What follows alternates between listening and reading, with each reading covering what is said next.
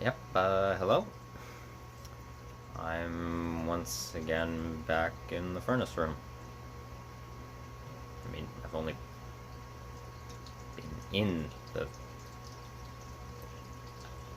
Actually, only been in the furnace room for one entire video that I've made, and I've only been in it for when filming just two short clips for it. Just splicing them in with a longer piece of recorded footage. And no, actually, I did not end up doing what I said I was going to do. I said I was going to film the last video, then just film this one immediately after it. That didn't pan out. I was filming that video, the last one I made, at night, and by the time I got done recording it, it was about 1:30 a.m. and I figured for the topic I'm talking about here and how I was feeling last night, I figured that I wasn't in the greatest mental state to talk about this, so I decided, okay, you know what, I'll sleep the nights, I'll do what little editing I want to for the video I made, let it export overnight, and also just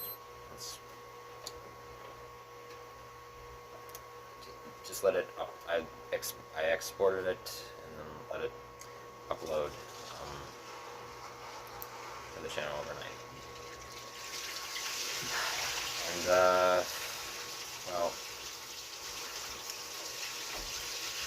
and then yeah, I just figured if I didn't do that, I was going to get pretty well no sleep. Slept in this morning. It's right now, actually, it's exactly 2 o'clock in the afternoon, the day after me recording the last video. So, yeah. I have exactly 2 hours right now before I need to get going to a doctor's appointment. So, I'm gonna talk about what I can within those 2 hours. I'm sure I will be able to fill it with a whole load of rambling. But, well, rambling about... No, okay. More specifically to rambling to the topic, because I actually want to keep this one... Try as hard as I can to keep this one consistent with what I'm... with the two people that I'll be talking about.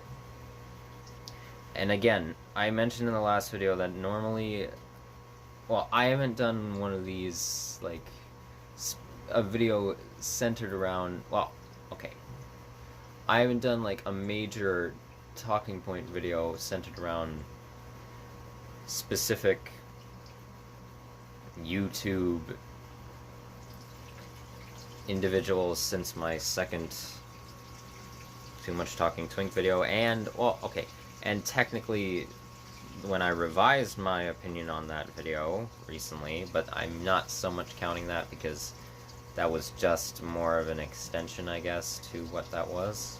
Or maybe it can be counted, I don't know, but point being, usually when I talk about just, when I mention known figures online or just people in general, whoever they may be, whatever their occupation is, or relevance to the topic, it's usually in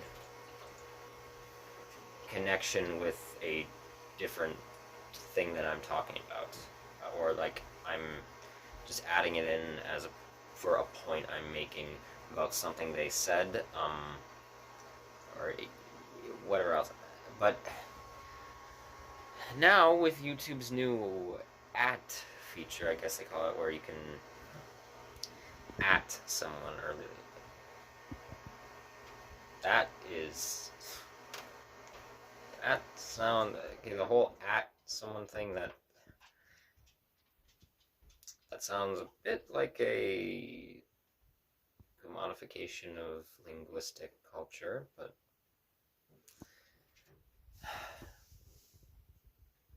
well, or like urban slang for, and also, well, urban slang and Black and Latino slang for, okay, you know what I'm trying to say with that, I think. Anyway, that feature, okay, clarify for that, obviously I don't fully know if that was the intent with it. Maybe not, but with how YouTube is, there's a bit of a suspicion with me that that's why. Anyway, the feature now where you can tag, I'll just call it tag, or like try to tag someone in your video.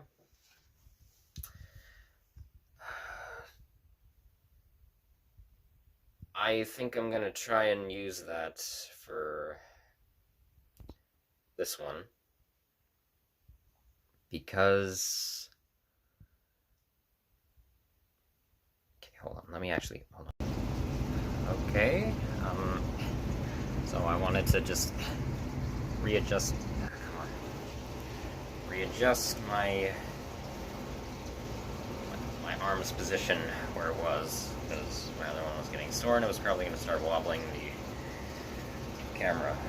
And then I also had to go take a crap, so I went and did that. Now that that bit of information has been relayed to the internet, let me actually get on with what I'm going to talk about. So,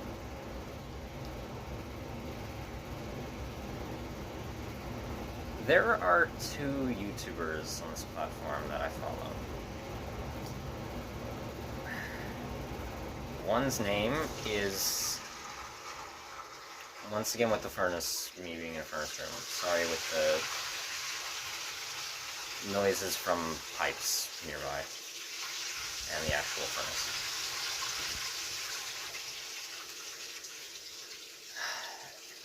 There are two YouTubers I follow. One named JoeyBToonz, the other named Iilluminaughtii. Now, just gonna state right off the bat, Iilluminaughtii, really love their work. I really do. They make a lot of really great informative videos on different topics, mainly relating to corrupt organizations or individuals who have lesser known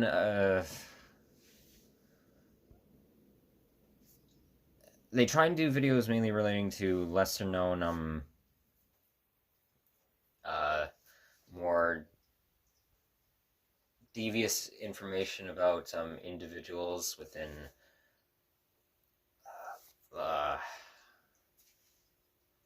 like high public attention, like that are very people who are famous, or like infamous celebrities and sorts, and corporations that are more well, either they're performative or like they're very secretive of things, and they're hiding, they withhold information about themselves from public knowledge, which for me isn't a surprise for most mega and moderately sized corporations in the world. It's not a surprise, but anyway, great, very well done informative videos about it, about topics of the sort, or relating to some socio-political issues that go on within, well, the world, and talking about its effects on certain communities. Bottom line is they make very good commentary videos. I guess commentary was the word I was looking for.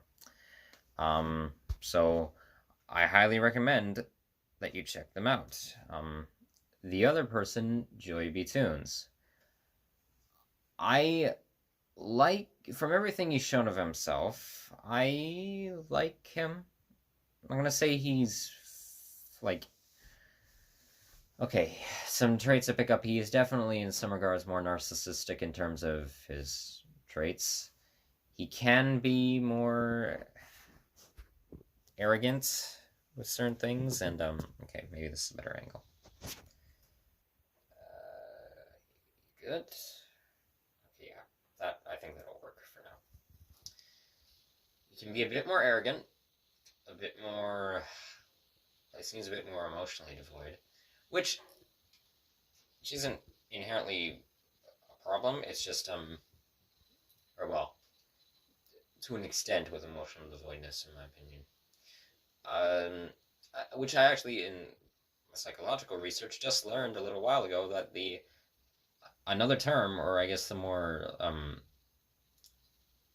the psychiatric term for, well, emotional devoidness is used in psychology, but another term for emotional devoidness is alexithymia, or being alexithymic, which I didn't know. So he's definitely, it seems, to present himself as being more alexithymic.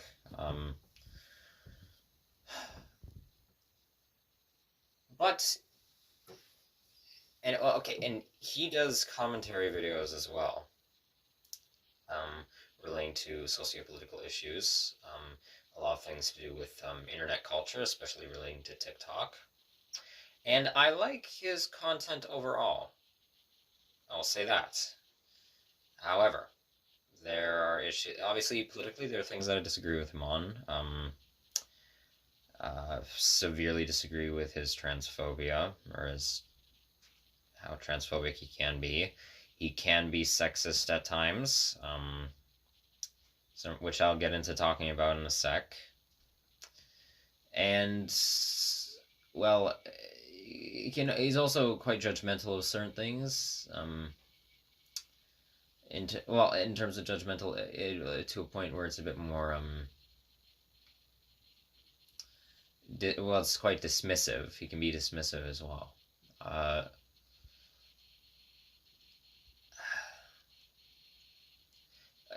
But in terms of the good portions of his content, I really do enjoy certain things that he posts. Mainly relating is that he does bring attention and has very good points about a lot of problematic internet culture, like in terms of or problematic traditions associated with internet culture, especially relating to TikTok, the app, the video producing app, the video platform app, TikTok, relating to that, and how it can be very, people on it can be very performative, very, very histrionic, attention-seeking, or he can, this is why I actually want to do videos relating to, more discussing psychological disorders and things of the sort. He kind of conflate, a lot of people in the world actually conflate narcissistic personality disorder with histrionic personality disorder. But he talks about narcissists, like people with heavy narcissistic personality disorder, or heavy histrionic traits and things of the sort, on his channel, or being overly egotistical. He has had very good opinions, in my opinion, on things of the sort. It's polarizing for me, things that he says on some things. However, so that's the good that I could say about him. I would overall recommend that you go check out his channel and decide for yourself, whether you want to follow or support him or not, or watch his content. However, there are 2 videos he posted recently, and I'm going to talk about him first, I think. What time is it? It's 2:19. Okay, I still have time. I'm going to talk about him, and then I'm going to finish off with talking about Iilluminaughtii. So, first off the bat, he posted 2 videos, or not, I believe there were clips. Sometimes he has a second channel called, I think, Joey versus the World. He uploads clips from some of his live streams, I think it is. Or, well, just clips from his more longer videos that he's cut out and put there as just a highlight. It's like a highlight channel of, like, certain points of the videos. He uploaded 2 that I'm sorry,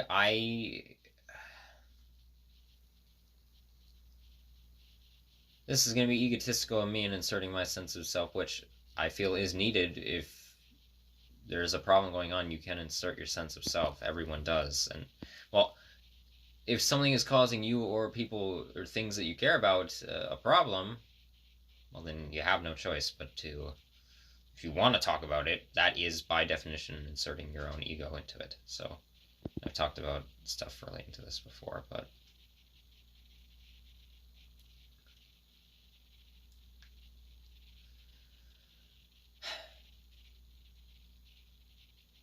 it's 2 videos that I don't think I can hold my tongue on.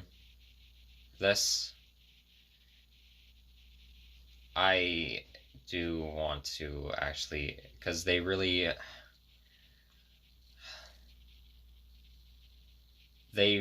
rubbed me personally the wrong way, and I think I'm actually surprised that nobody really talks about, like, JoeyBToonz. I'm surprised there hasn't been, like, more. I guess he seems to be more. He seems to be more of a centrist in terms of his political views. I don't know what he identifies as, if he identifies as anything at all, or if he, like, assigns a label to his political viewpoints. I'm just saying either more, like, center left to just complete centrist. It's probably better just to say centrist. But anyway, there are 2 videos that just, I think if others took a look at them, would probably, at least coming from more of my standpoint, it'd probably rub them the wrong way as well. And I feel like I want to talk about them. In terms of Iilluminaughtii, they did a video on,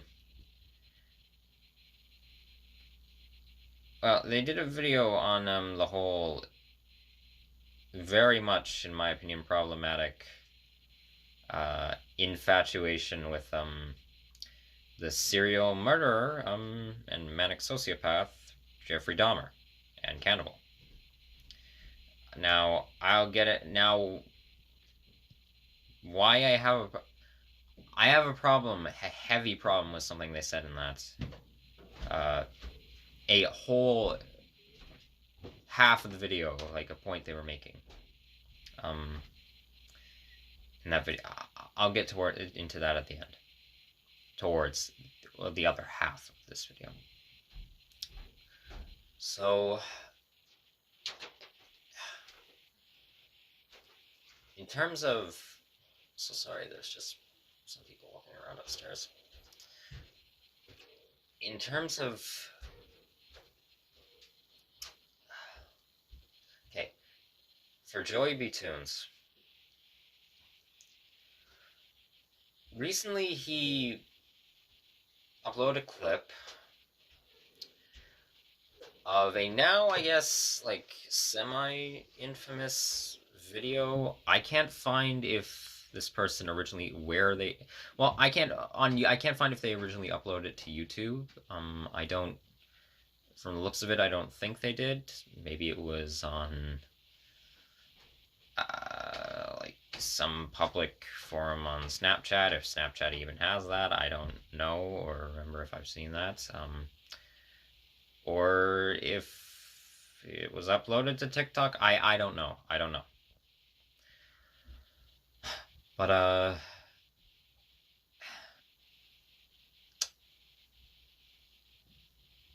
it's a video of,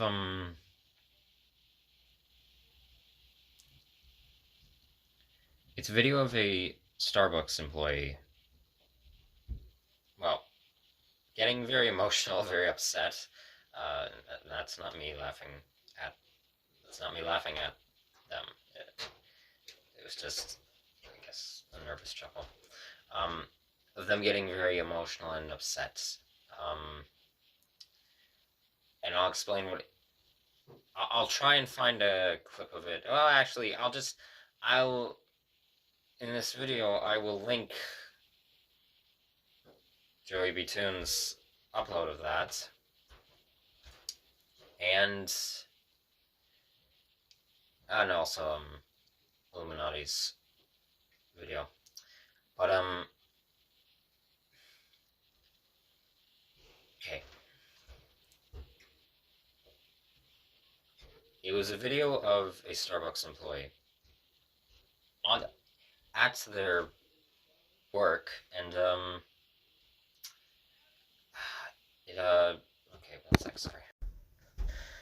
Okay, sorry, how do I have this? Okay, like that. The person upstairs just came down. I was hearing this voice from upstairs, and I was wondering where it was coming from, and that's what the walking was, they were searching all around for it. Okay, so, back to what I was saying. It was of this employee at Starbucks, at a branch, I don't know where. They were explaining how the job that they were doing was causing so much pressure on them and their fellow co-workers, how it was incredibly strenuous putting themselves through schooling with it. I think they might have said college, so post-secondary, being paid minimum wage hours, working dubious amounts of hours added on with their, schooling life. And they were talking about how they were understaffed, how it was them and only 3 other people, how their manager, basically, from what they're telling, was just said they had originally put themselves on, say, the schedule for work, and they just took themselves off for whatever reason, but in the employees' words, to just dodge accountability, dodge having to help out with the workload. They just took themselves off, and they were incredibly stressed out, and in my opinion, that video is heartbreaking. And I fully understand, and I agree with that person in the video. And I fully understand obviously I don't, with everything in life, some things will never be known how they're fully feeling. You'll never fully know something from someone else's experience, but you can understand it to a large extent, at least I feel. I understand that pain, as I think evident from what I've talked about recently. Obviously I've worked retail, suffered at a retail job in Toronto for 2 years. Nothing against the majority of the employees there, or my employer, who I said it before in one of my videos, that they are most likely the best employer I will ever have, or if not the best, one of the best, in my opinion.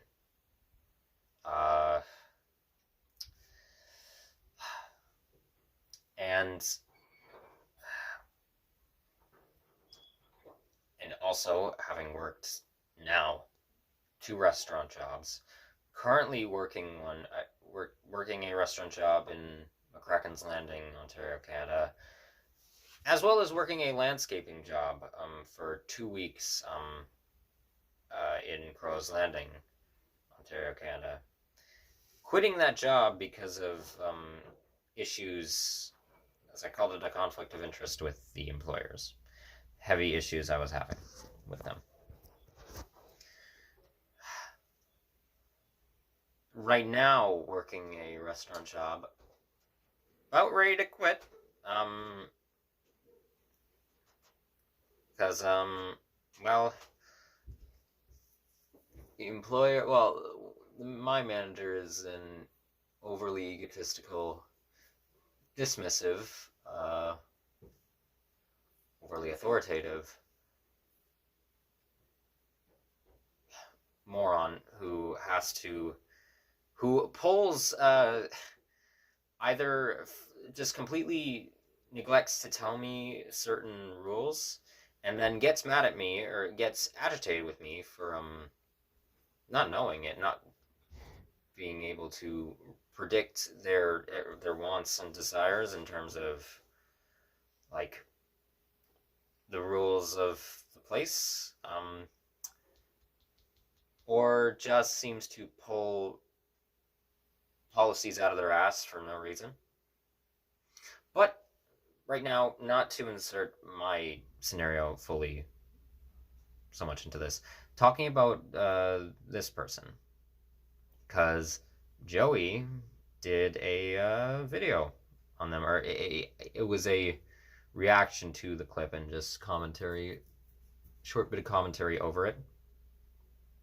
From what I saw from the taken clip from that video.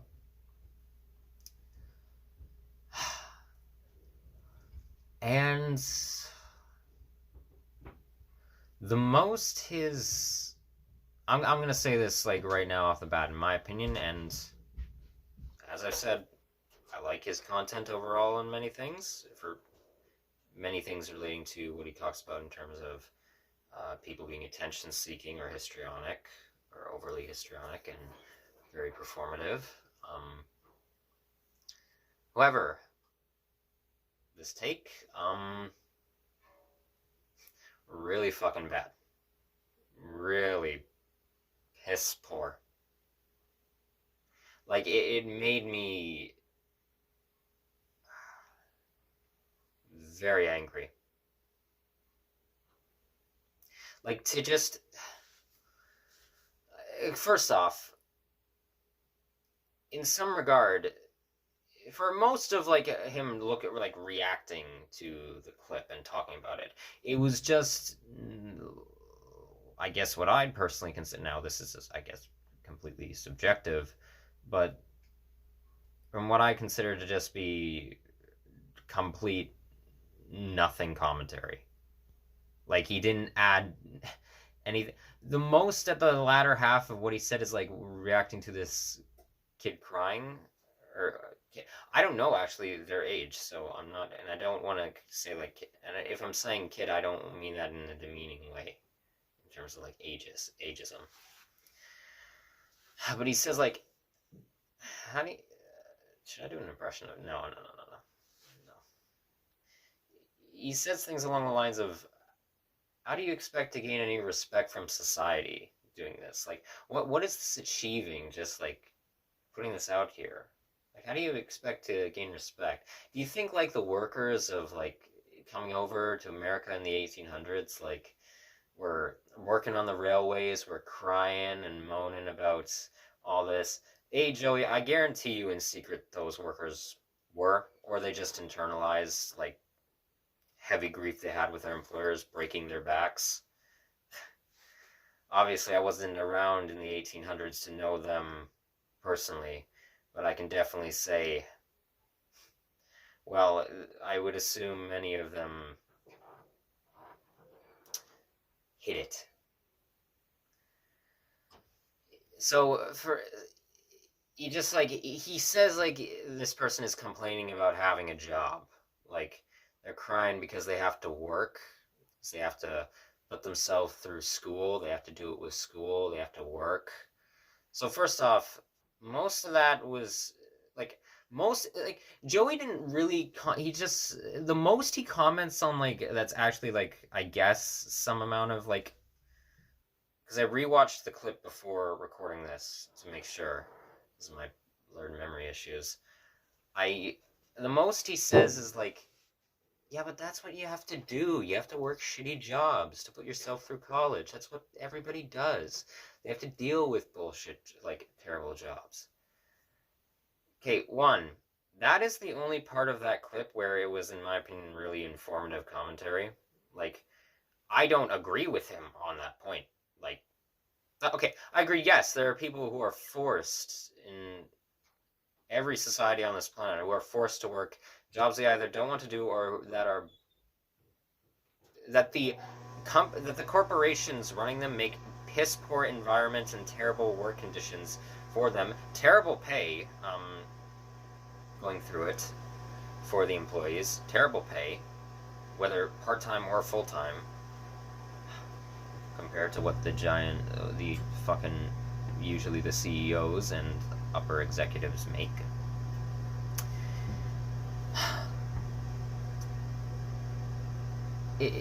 That was the only part that where he actually, like, talked about anything that, where he, like, addressed anything that the person in the video was, like, bringing up. The rest of the clip was just him saying, like, how do you expect to gain any respect from people from this? And this is on the internet forever. Like, you crying like this, getting emotional. Like, kids nowadays are so confused. You didn't address anything the person said in the fucking video. You just commented on them crying, commented on them posting it to social media.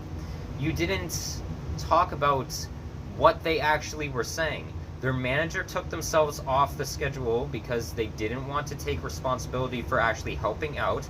They were understaffed, or at least from what it sounded like they were saying, they were understaffed that day, just breaking their backs. And by the way, someone in, like, Joey's comments section said, like, oh, the person's complaining about filming a video out there, they're stressed and complaining about, like, having to work, yet those 3 people they mentioned are out there working now even harder because they're complaining in the back. Maybe those people had a problem with that, or maybe not. Maybe that person was, on break and took the time while on break to just record to their social media platform to talk about the hellscape that their work environment was. Is that a possibility? Yeah. Now, I don't know which of the two I could say which one is probably more likely, but I'm not going to definitively say that because I don't know, can't fully know what's going on in the restaurant, or the cafe, just from what they're saying. I can only go off of what the person is saying. So, my point being, Joey didn't actually comment on any of that.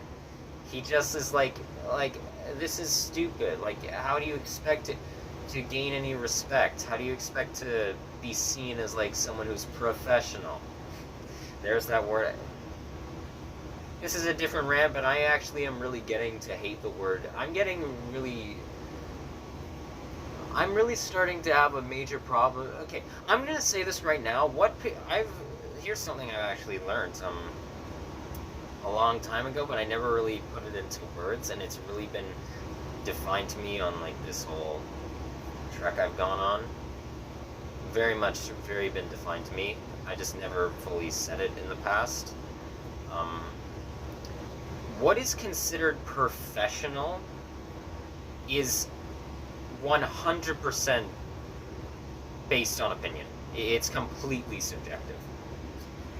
What Joey considers to be professional, I could consider to be complete degeneracy and just, like, a sham of work, like an idiotic method of doing the work.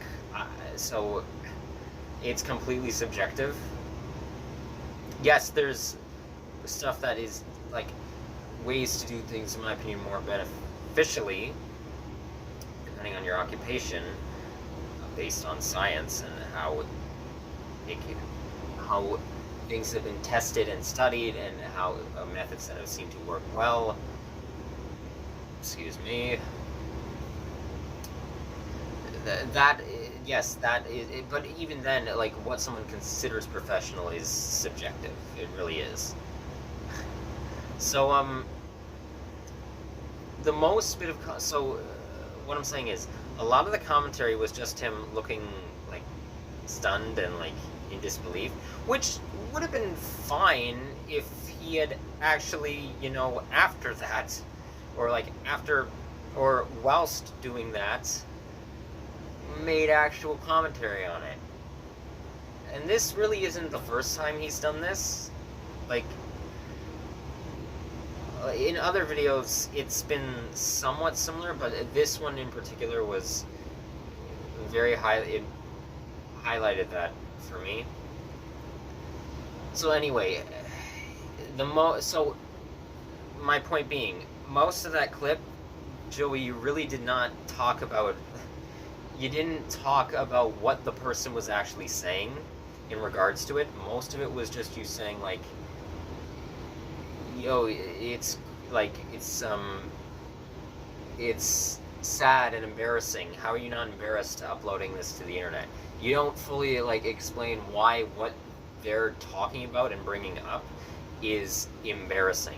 Other than the fact that, okay, so now the one bit of like actual, in my opinion, like informative commentary that he made was like, yeah, but everybody has to do shitty jobs. Everybody has to work for crappy corporations to pay them to work their way through school and things of the sort. We've all had to work shitty jobs. We've all had to break our backs. So fucking what?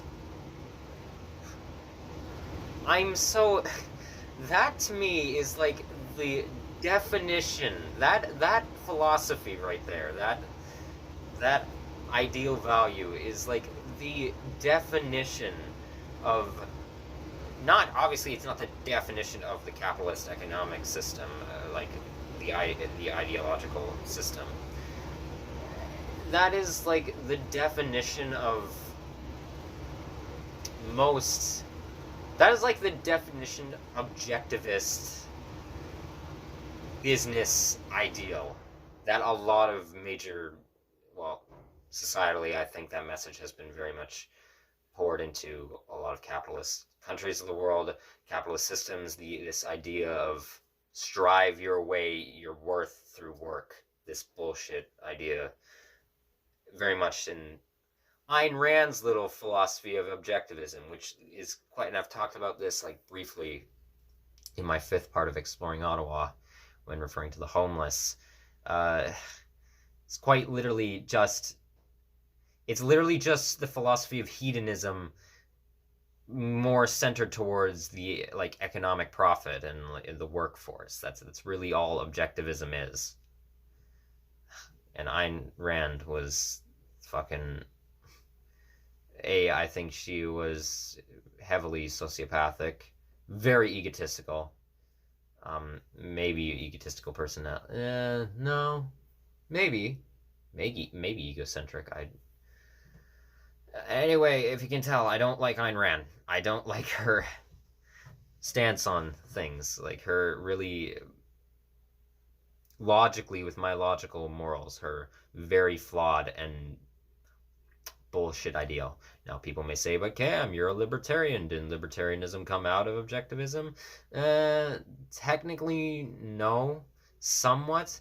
Okay, Ayn Rand was a libertarian in terms of government. She was. That's the one thing I can agree with Ayn Rand on is that libertarianism in terms of government. That one thing. Which technically, well, no, okay, here's the thing. Libertarian capitalism, technically, the ideal of libertarian capitalism formed mainly out of her ideal of objectivism, but libertarianism in and of itself formed out of, I'm gonna have to relook up, like, research again in terms of sociology, where the timeline of libertarianism, if it happened around the same time with her philosophy coming to fruition. But it took heavily. I actually had a conversation with someone about this. It took heavy inspiration, which I learned a while back. It took heavy inspiration from, as I've talked about, anarchism. It is a fine line between anarchism and libertarianism. But anyway, and then libertarian communism formed the ideology of libertarian communism formed out of. Or the outline of the ideal formed out of that, as it had existed before in some facet, until, well, things got bad for the actual countries themselves politically they were in. But Anyway, back to JoeyBToonz. That'll relate because of this. Like the whole, yeah, but everyone has to work shitty jobs. Everyone has to. That doesn't mean you can't complain and talk about what the problems are, what is going on. That doesn't mean you can't. I logically feel that talking about things actually gets people thinking about shit and creates ideas, creates possible solutions, peaceful protests, things of the sort. You could take that video as a form of peaceful protest. In fact, the whole point of that video, this is something again that Joey didn't talk about, that the person was bringing up. They talked about how, in their opinion, Starbucks needs a union. Specifically, the video opens with that. We need a union here at this corporation. We need it. We need a union for workers' rights. That is what they said, flat out. Joey completely ignores that. Now I think people know my stance on unions. I am for a well-rounded, good. Obviously, people are flawed. Things can't be perfect. But some form of unionized system for workers' rights, especially in megacorporations, under a capitalist hierarchical, under a capitalist rule in economic systems. I am very much for the idea of unions, but someone also brought up in the reply section of Joey's comments how they didn't fully agree with, and this is actually the first video I've seen by Joey where there was not a lot, but there were actually people, for once, disagreeing in the comments with like what he said, like heavily, that it was not a good take. Not so much the points I'm bringing up, but I remember a lot of people were like saying like, well, maybe the person's going through like a tough time in their social life and things like that. Clearly, yes, the very least, what's going on in their social life relates to this whole issue with their work. So, and someone brought up in the comments, like, that person is probably going to be fired. Not just because of the video they posted, because they mentioned the word union.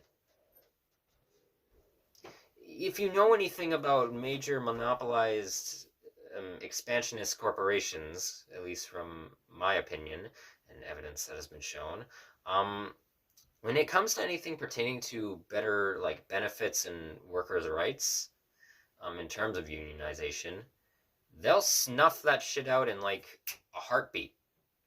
They're like, nope, we're not even implanting that idea in people's minds. Get the fuck out. That is known to happen. You can name quite a few corporations like that. Walmart, Home Depot, fucking Disney, absolute in Disney World, things of the sort like that. Here in Canada, I think as well it would be last I checked, Hudson's Bay, I think, was talking about there was disrupt with Hudson's Bay. They don't have a union and I think there was something about protests with it. Anyway, there are many corporations that do not allow for even so much as discussion of unionization. They're terrified of having to provide basic benefits for their employees. They're terrified of it. And as well as they're terrified of raising their employees' payment, their wages. The whole world is terrified of equalized income in a communistic sense, or in socialistic sense, equalized or more equalized income depending on the business sector, like depending on the industry of business that it is in. Terrified. People say it hasn't worked in the past. I could point to examples where it did start to work, where people actually, logically, I feel, have lived in more egalitarian or equitarian societies in the past. Then again, you can bring up the fact that maybe people were just lying about how they truly felt and denying their instincts, and then things fell, societies crumbled, mainly because of external influence and also because of people becoming selfish, and this relates to psychology, disrupting the system for their own selfish gains, or because of dictatorship. And yes, despite what people like pseudo-intellectuals like Jordan Peterson may think, there are pseudo-intellectuals like Jordan Peterson, Ben Shapiro, Matt Welsh, Alex Jones. Okay, no, I'm not even gonna call fucking Alex Jones. Nah, you know what? I'm not even gonna call Alex Jones and Matt Welsh pseudo-intellectuals. I just think they're stupid. I really do just think. Now, I don't have any major spite against them. I wish them well, and I hope they change as people, and I hope they self-reflect and maybe try and listen to things. Actually listen to things instead of just complaining, oh, you liberals who actually aren't really liberals, you leftists are like a bunch of prissy pansies who don't know the real world and real struggles, despite the fact that you actually break your backs in service work and factory work and all that, and you're literally the ones complaining about it, and you're giving a lot of evidence towards like the problems at bay. It doesn't exist. Get over yourselves, they say, as they very much overly promote themselves. Like,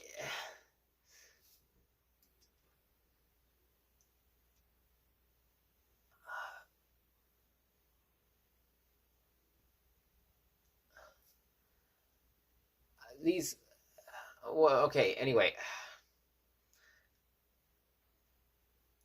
So let me, swinging back for a second, just to JoeyBToonz. So, Joey, your ideal of like,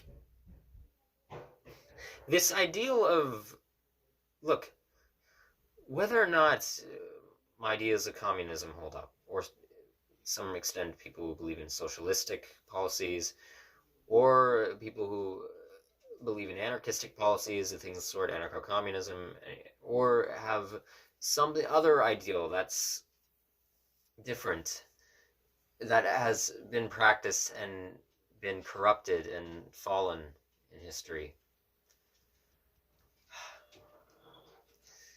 That doesn't make capitalism good. It doesn't even make it better. Well, okay, maybe if we logically look at it, it could make it less bad. I would refute that. I would logically right now say even if all the systems couldn't even have the chance of what I'd call optimum utopianism and close to perfection, if they were just doomed to be heavily problematic, I still logically would take a libertarian communist society over a capitalist society any day. A libertarian, a democratic capitalist somewhat, or Republican society.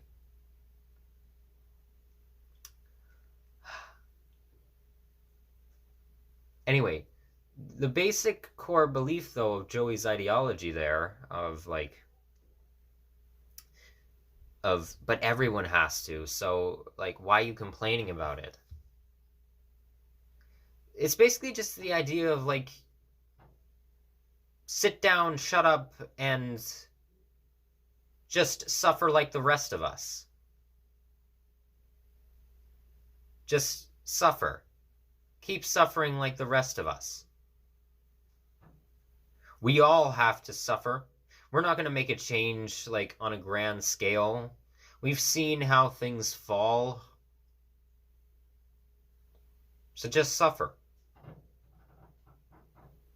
And there will always, in my opinion, be internal suffering amongst human beings. There will always be... Well, no, maybe not, like... There will be suffering to some extent is unavoidable. This is why I've talked about, like, things can't be perfect. There will be some amount of problems with the world, no matter what possibilities maybe there are or aren't out there for change on a societal... Sorry, just someone had to grab something real quick. I'm probably gonna have to edit that last little bit.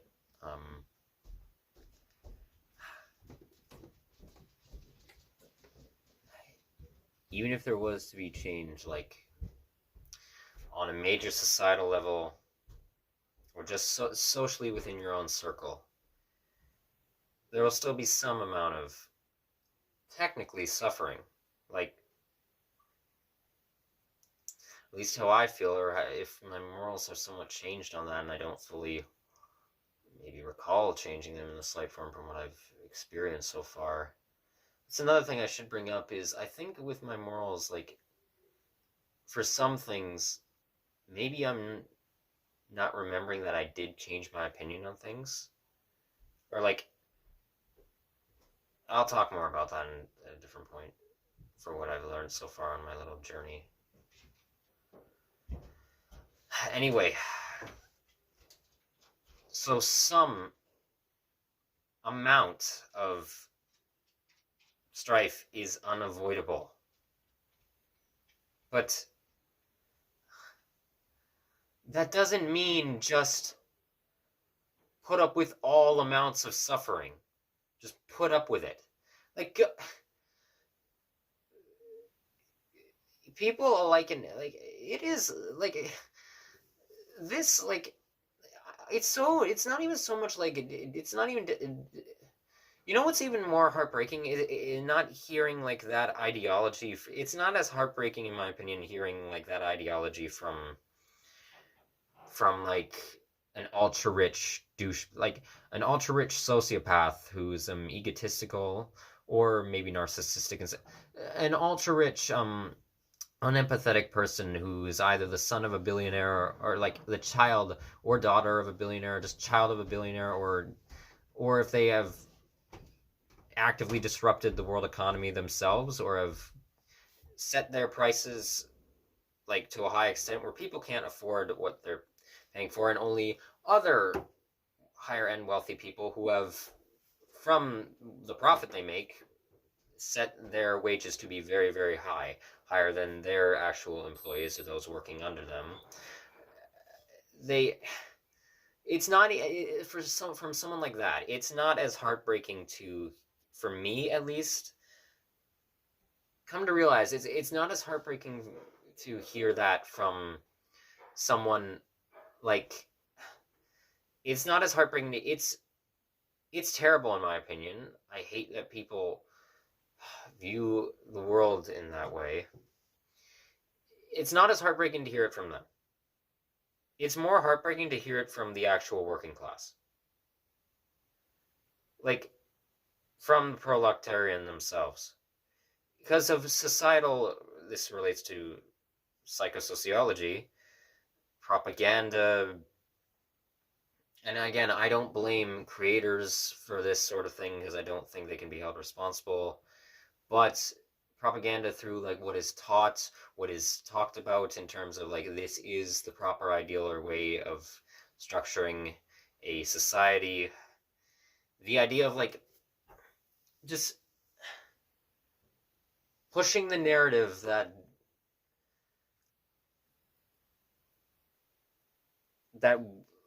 we suffer under these oppressive systems. So just why shouldn't you do the same? Like,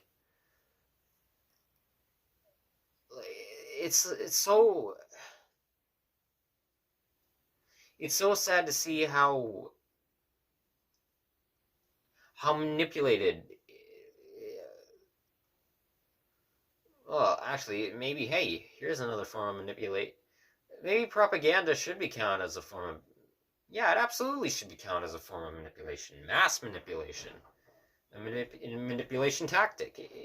It's meant to instill a sense of righteousness in the systems that are in control. Like, it's so sad. This is this definitely contributes to my depression, my depressive symptoms. It's so devastating to see people of the working class falling for this bullshit, falling for that ideal that either falling for the idea that you most likely, now there are people who can, I still don't agree with monopolizing wealth and a hierarchical stance of wealth, like a hierarchical system of wealth, whether or not you could make your way up there. There are people who will have to do the jobs that are paid less and will not have a chance to get up to, unless unless a corporation and a chief executive officer of a company, big or small, was to make every person, which really should be the whole basic parts of like having a voice and like workers owning the means of production and their labor. Unless a CEO was to make a policy that every person of the company, factory workers, shipping workers, board executives, advertisement workers, or advertisers, distributors of a product, whatever else, if they were to make them all part of the board, part of like involved in having like their opinions heard, which companies pretend to do, like this performative, like, we want to hear what you have to say. We're committed to making a difference with how we treat our work. No, you're not. No, you're not. Most are not. Mega corporations and moderate corporations, and even certain small businesses, certain ones. Now, I very much defend small business. Obviously, I'm not going to defend them at any cost, but small businesses that suffer under oppressive capitalist policies and like economic. Someone is sneezing upstairs. Economic policies. They definitely, even if they're the person now, the people running it will have their own issues within their social lives. Psychologically, probably have. Well, I'm not going to say. Well, actually, I will say how the world is. Probably do have psychological issues themselves. Just social issues. All yada yada yada. All that. Because it all connects and relates. Their own health issues, all the sorts.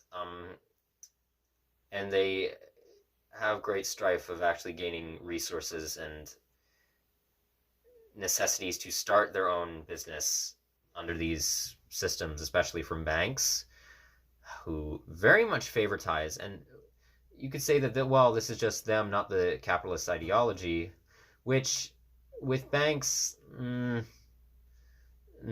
Well, in terms of the favoritism, yes, that's not inherently capitalistic, I guess.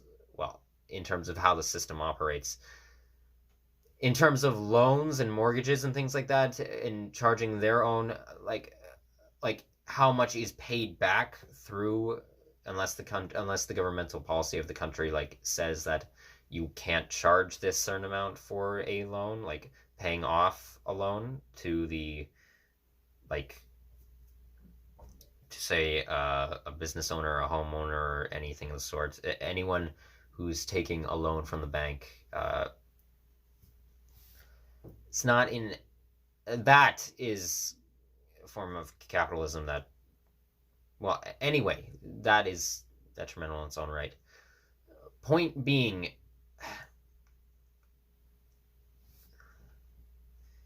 there are also, sadly, small businesses small business owners who follow the capitalist ideology, charge, like, maybe have no choice but to charge how most of it is. People, with everyone not regulating prices, people can charge whatever they want for their own products. And depending on the value, I guess, on the stock market, people can actually, well, just the value is high, they can charge a high amount for it. And in terms of putting down investments, in terms of investing in stocks to try and grow wealth, well, sometimes you may have no choice to earn a little extra for growing your business, but many times it doesn't work. But a lot of the profit extracted from the stock market goes to, if you're investing in a company, a lot of the profit goes to the company. It doesn't actually gain a higher amount with your own money. It's really a portion of it. Anyway, there are business owners who set their prices high, maybe because they're forced to. They have no choice, because expenses from getting resources from other businesses, those businesses are charging high amounts as well, and they need to be able to afford it to keep their place running, which results in them maybe not actually being able to pay their workers a higher salary than maybe the minimum wage or a little higher. Or they end up just being able to somewhat at least raise their general employees' wages to a higher extent than the minimum wage, or maybe even like $20 an hour, but they end up just taking more of a cut for themselves and basing the wages making it so that they get the most profit out of the business. And let's be clear here, and why I say people are flawed. People, because of how these systems operate, it's the same thing with it's again back to the whole propaganda thing. People,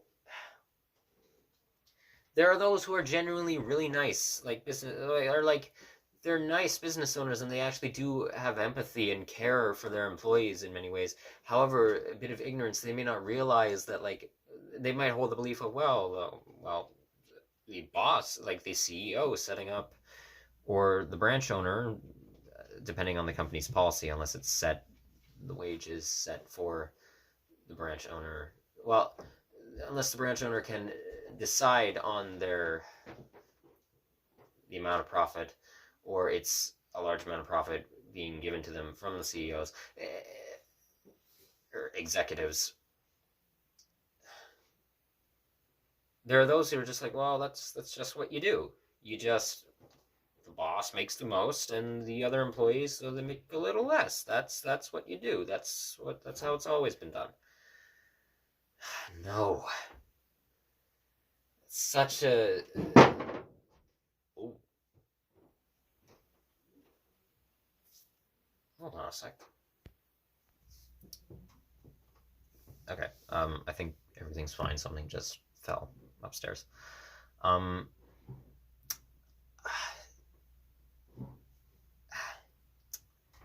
Okay. Circling back to Joey's point. That ideal is just suffer like the rest of us, which actually I find very hypocritical of Joey to say, considering the fact that he talked about...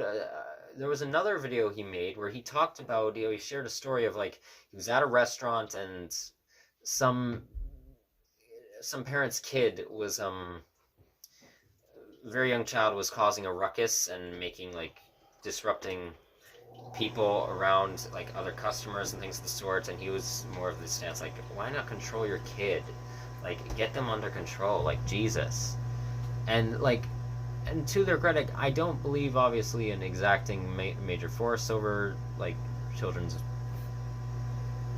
fun, but obviously if it's causing major disrupt and they're proving that they are immature in that regard, or not thinking about how it's affecting others, and yes, obviously I would say step in and just tell the child to please stop and just come back here.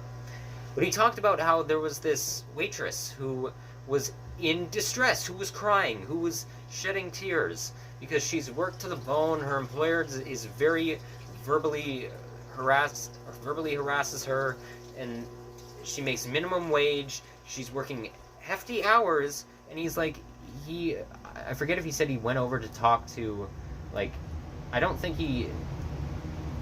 know if he said, I don't remember if he said he went over to talk to the employer themselves, but he said, he was trying to console this woman and, talking about, talking to her about her struggles, her issues working as a waitress under these conditions. Like, he literally, and he was saying, like, these companies, they just, like, they don't care. They don't, like, you're breaking your back, and, like, to have someone, like, with their, come in here with their kid, like, disrupt people in this way, and disrupt the employees, make their lives a living hell. What a hypocritical, like, a majorly hypocritical thing to say. That's so majorly hypocritical. It's... And again, even Joey's addressed in another video, like, where he said, like, look, everybody has been wrong at points. They've been a hypocrite themselves. Everybody has, to a small extent. At least in my opinion, they've said hypocritical things. Or maybe they've said a major hypocritical thing and didn't really realize, or maybe not think as well at that point, that it could be heavily contradictory to something else that they said. Or something that functions similar in what I would not consider to be, like, a warranted double standard. Is like, well, it's a cognitive dissonance there. It's like,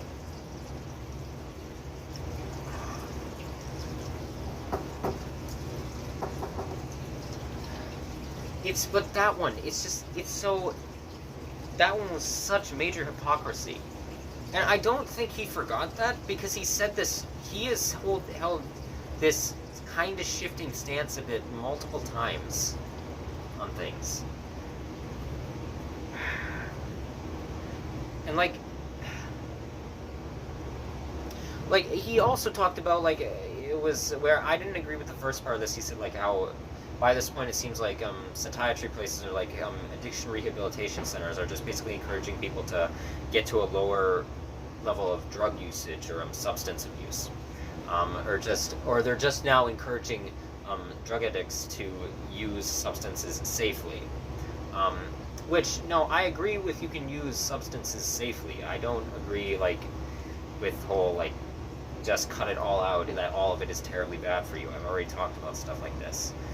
Now, if you're habitually addicted, yes, I would say get it to a moderate level where it is no longer a habitual desire, or if it is better for you to cut the entire thing out of your livelihood, then, and make that lifestyle change, then that would be the better alternative.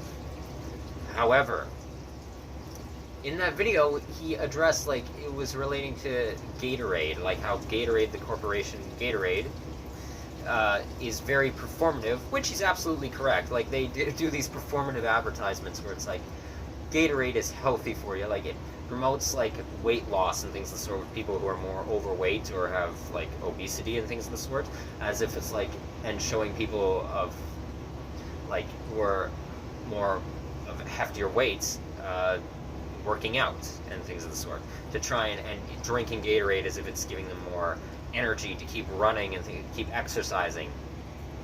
Gatorade is not, like, I'm fine with people drinking the substance as well. I wish they made it with, it's guaranteed, I guarantee there's artificial, there is.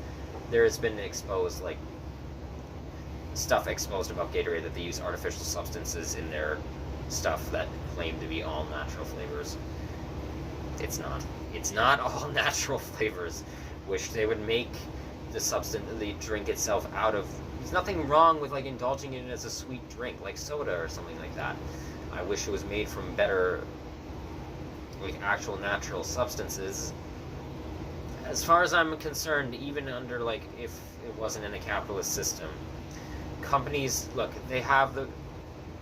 If your company wants to set the right to, like, if they want to use artificial sweet... If they want to use artificial, like, flavonoids?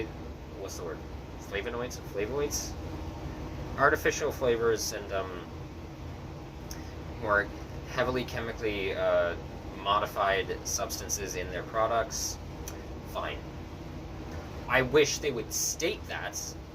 I don't think that can be legally enforced to state that, but... Fine, they have the right to do so, as far as I'm concerned. But it is absolutely true that he was absolutely right that it is performative. Like, Gatorade is a sugar company. It mass amounts of, like, non-naturally occurring, like, non-natural sugars in their drinks. with like fruit flavoring and things of the sort, like artificial heavier mixing of refined sugar into their substances. At least from everything I've seen of like stuff that has, I guess, been whistle-blown, I guess I'll call it, from Gatorade's manufacturing process. And he even said in the video, like, these companies don't care about you. They don't care. They're being performative. They're just trying to get profit. Joey, then why are you, if you hold that stance, why the hell are you not taking in what this Starbucks employee is saying? Why did you pull a whole 180? Did you forget? Or did you not bother to look at... Or did you change your opinion and not bother to state that you changed your opinion on it? Maybe that's what's been happening with... Well, I'll talk about that in a different video. Just... It was so hypocritical. And like he even said, and I've said before, the literal last video that I just made was me correcting things that I was wrong about, that I had been hypocritical on in the smallest stance, or even... maybe in some larger regards, been a hypocrite on. Or more contradicting than, well, would have liked.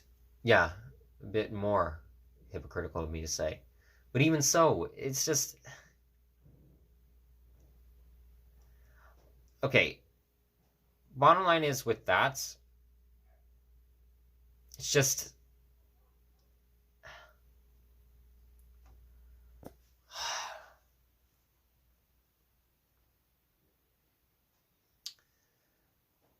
It addressed nothing to that person. If JoeyBToonz sees this, I don't know if he'll make a video on it or what. I don't personally care.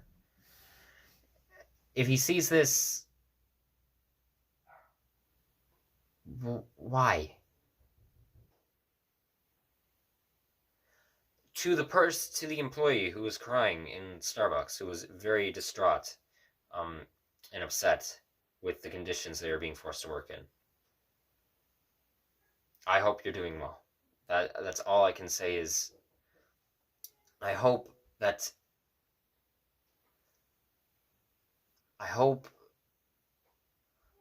if you're able to find another job, to do so, like, one that's better for your psychological health, better for your financial situation, while putting yourself through school. I hope that you're able to...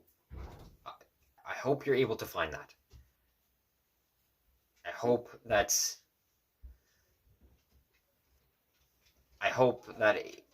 all I can say is I hope it works. I hope that you're doing phenomenally. I hope that... I hope it's going well. I'm not going to say this, some bullshit that it'll all work out in the end, that it'll all get better, that you'll figure it out. I can't say that, and I'm not, well, I can, but I don't want to, because that's a load of malarkey. That's a load of, I can't say for sure, obviously, that it'll all work out. I'm an anti-Prime declarative, and even just a logical standpoint, that's bullshit. That's absolute bullshit. I'm not going to say that, like, it'll all work out in the end. That's... things will get... that are guaranteed to get better. They're not. I don't want to sound... I don't want to be overly... I'm not a pessimist. I don't want to be... I don't believe in pessimism. I logically hate the philosophy, but along with cynicism, in many regards. Well, I like elements of cynicism, but I don't overall agree with it. In terms of comedy, that's fine. Well, no. Absurdism is what I believe in, but...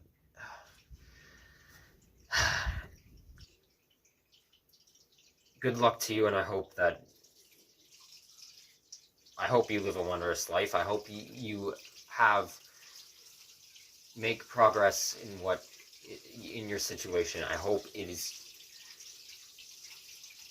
can hold out.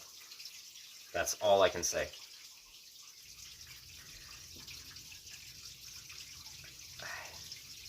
Okay.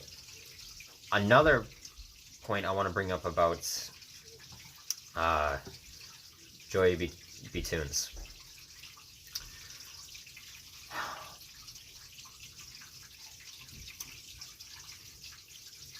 What is also hypocrite? Actually, hold on a sec. Once again, had to plug my phone in because it is dying. So, one last point about JoeyBToonz that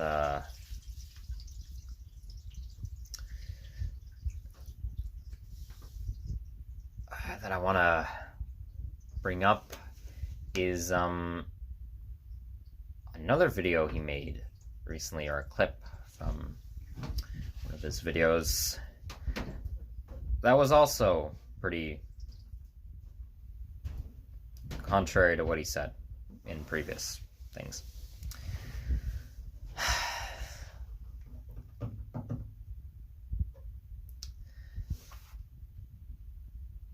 And I'm gonna bring up a regret of mine just to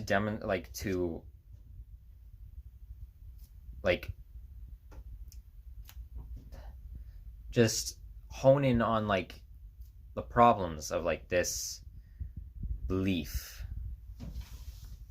Now, I've talked about people know my stance on sex work. I'm for it, logically. Not for absolving psychological trauma or pain, gratifying childhood neglect, sexual abuse. I believe in it for sensual entertainment. Human sexuality representation can be good for relaxation and also for self-sexual connectivity, and also help with group sexual connectivity and things of the sort, and discovering your own sexuality and your sexual attraction and things of the sort, or kinks and fetishes, yada yada yada. Talked about this before. Needless to say, Joey has very seems to have a heavy prejudice towards sex workers, which I obviously disagree with him on. He seems to conflate all nudity online with sexual arousal, which is not true and is a problematic view in and of itself. But in relation to that, there was a video he recently posted talking about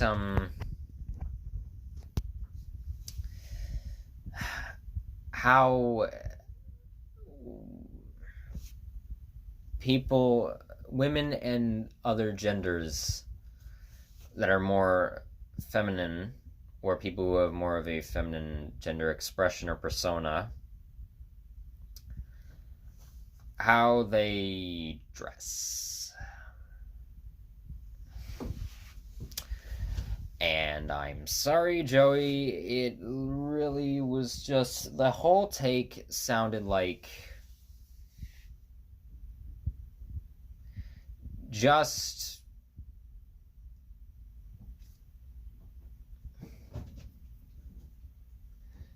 I'm debating whether to say subtle misogyny or just blatant misogyny, blatant sexism.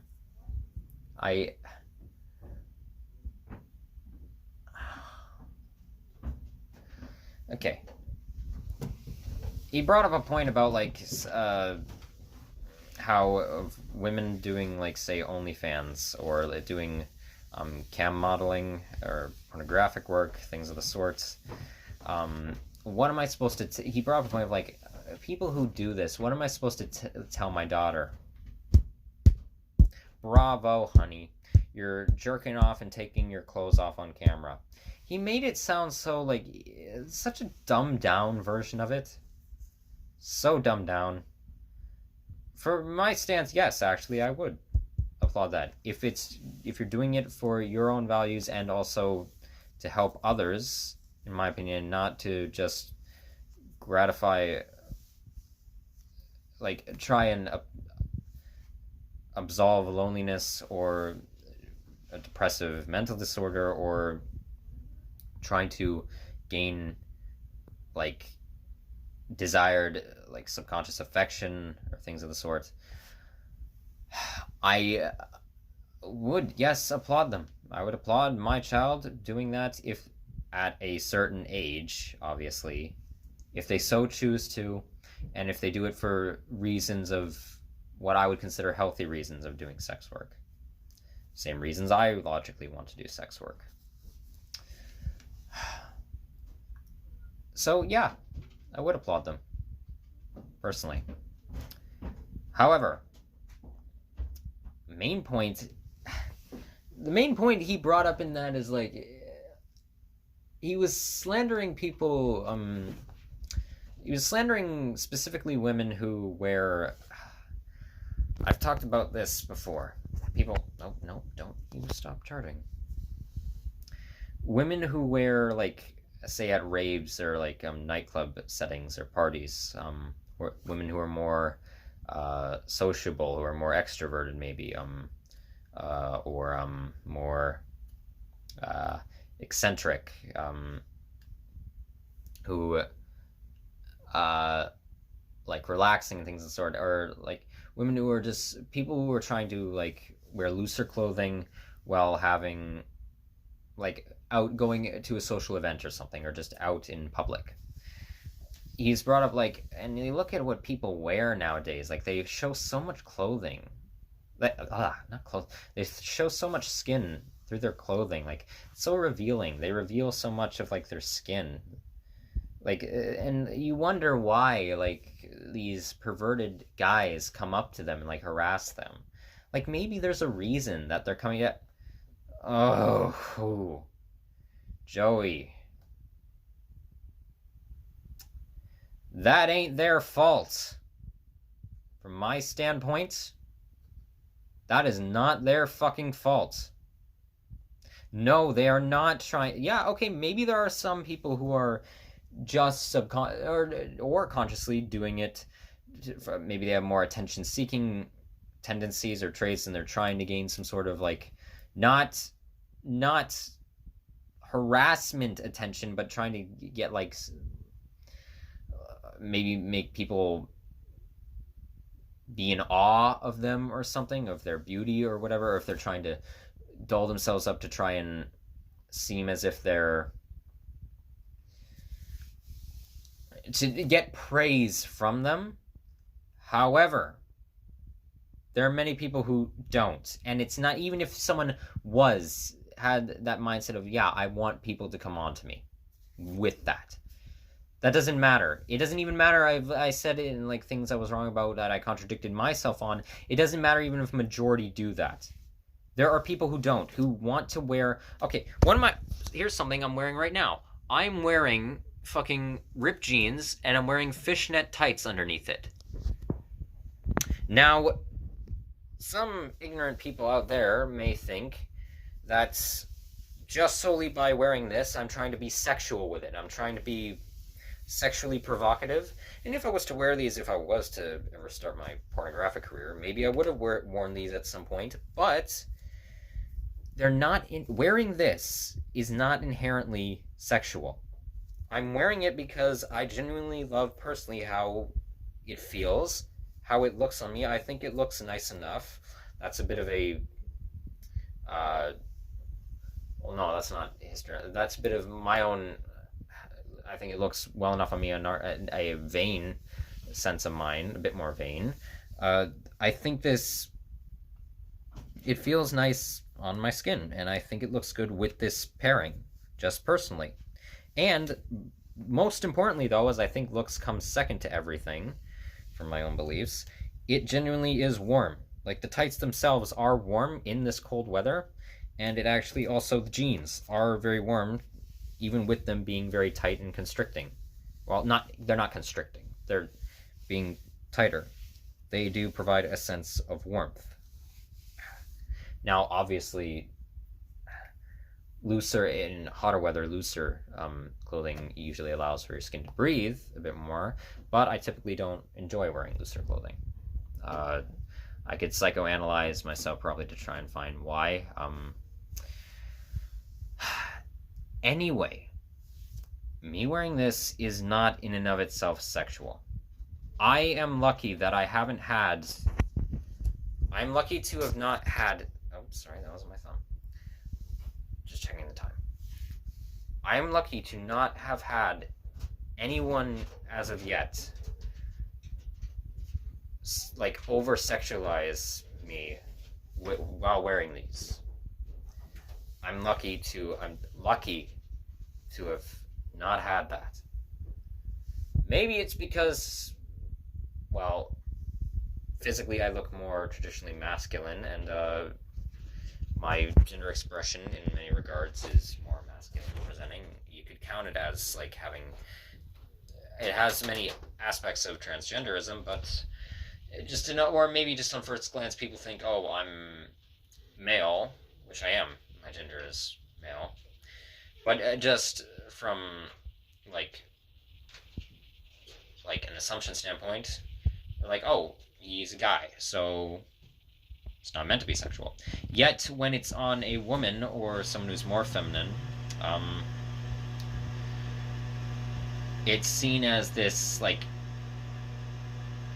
as if just solely them wearing that is them trying to be, like, promiscuous or trying to draw in, like, attention, like alluring people into them for, like, sexual perversion, which...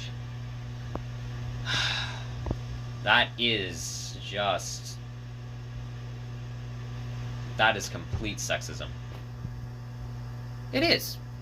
It's a rather disgusting. It's a disgusting belief. I talked about this in my commodification of children and over-romanticization of youthful beauty video, and also talking about cultural traditions in that.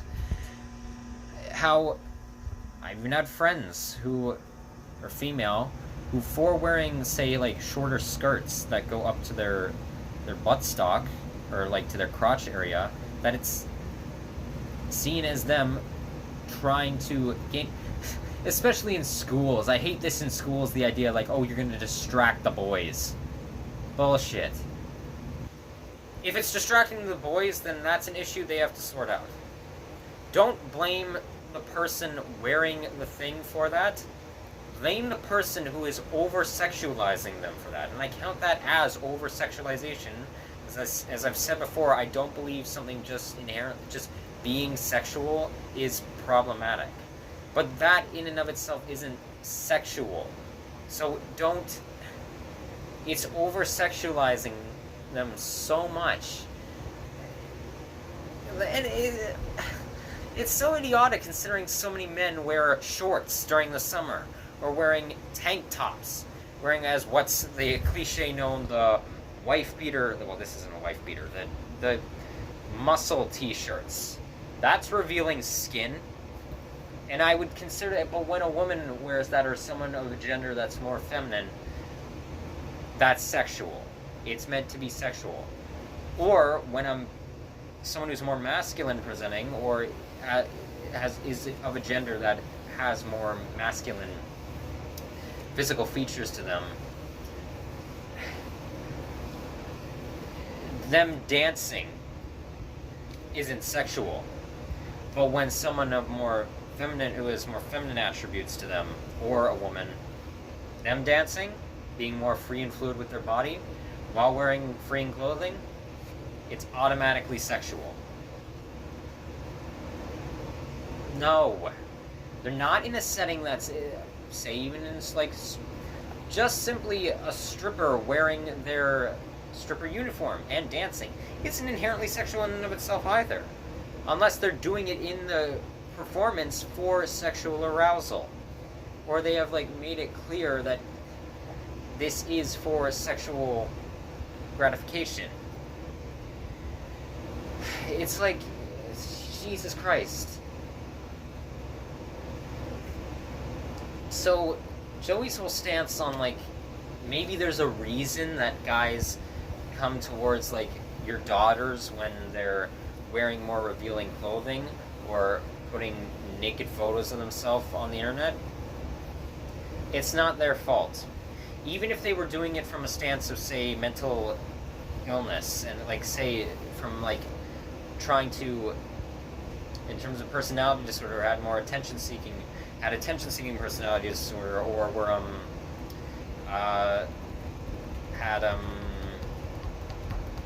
maybe, well, I guess, voyeuristic behavioral disorder is more from the viewer perspective, but, stay in, goddammit, the charger.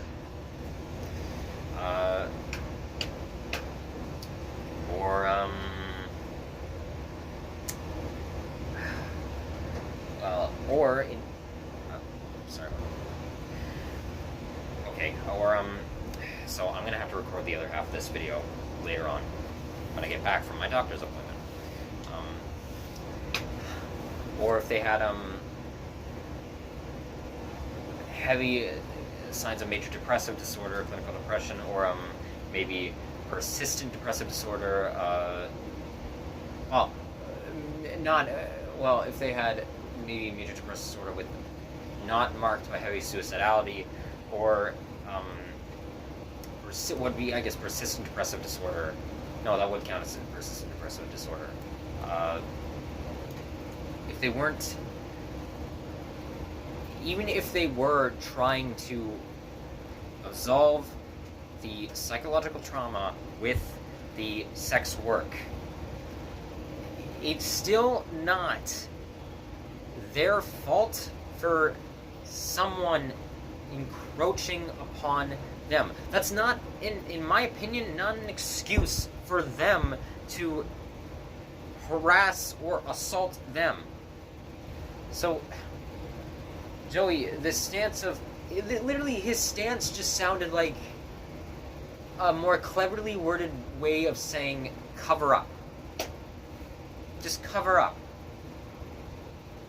Which, is, by the way, is hypocritical in my opinion heavily on his part, considering how much he, with his transphobia, bashes transgender people, conflating, like, as well, people who go through, like, sex reassignment surgery with someone who is using maybe plastic surgery to try and gain, like, attention, or maybe being more histrionic, caring about others' images of them and trying to present themselves in a way that's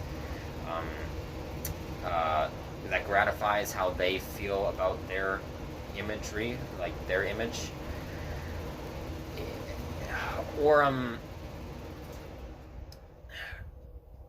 if they're more if they feel that they're trying to, or, like, he conflates transgenderism or non-binary people with being, as if they're trying, as if they feel that their bodies themselves are imperfect. That's not what gender dysphoria is, Joey. It's not. Which, okay, so back to what I was saying. He criticizes people for, like, he criticizes them for, like, saying, like, you shouldn't care about your looks. You're perfect the way you are. We should teach children that they're perfect the way they are. Don't change your appearance. Like, don't... You're perfect the way you are, and, like, you don't need to put on a flashy show. And yet, he praises people who, like, he makes fun...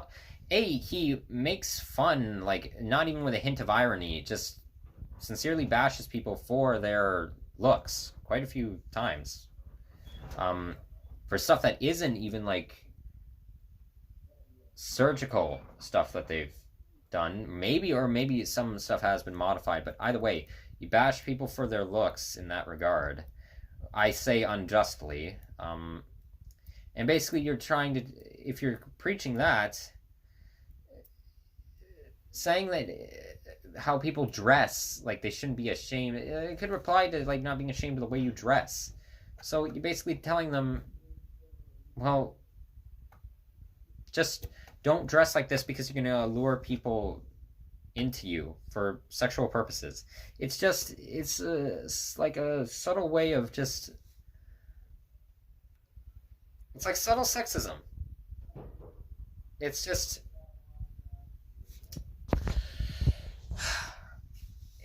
anyway, the stance there. So no, Joey, there was an article like brought up where it was like he showed an image of an article, like saying raise your sons better, and then he was, I guess his stance is more of just raise your daughters better. No, Joey, raise your sons better. I have to get going really quick. I'm gonna bring up to add on to this. No, there's more I want to say about JoeyBToonz, so I'm gonna do that when I get back, because I want to share, in relation to this, a regret of mine that relates to this, and why I say raise your children better. If you want to attribute it to the male gender, raise your sons better than that. So that'll be later. Gotta go see a doctor. And I am back from my doctor's appointment. That went, it went well. Well, it didn't go how I thought it was gonna go, but it was, well, interesting. Well enough. All we did was talk. I answered questions that they asked and had to detail everything that's, try my best to give the short form of everything that's happened within the past year to 2 years. And especially the last 8 or 9 months. So, yeah, that, every time that comes up in conversation, it's a bit of a process. But anyway, not getting on that topic right now. So, back to JoeyBToonz. Here, I want to share, and this I was going to originally say this in the last video when I talked about my regrets that I've had in life. So I decided though to save that as an example for this video. That being that, so talking about Joey's very, in my opinion, problematic view of women's clothes, like either people wearing more revealing clothing or just, I guess, being naked, just being nude, online, not even either in a sexual manner or not in a sexual manner. I think both are. I disagree heavily with him logically disagree with him heavily on those points. So, in terms of, I've already said about like how I completely disagree with the whole, maybe there's a reason that's the whole blaming like the women for wearing more revealing clothes and things of the sort, or just having more eccentric traits, which I don't think is inherently bad, like wearing more revealing things and being more relaxed and more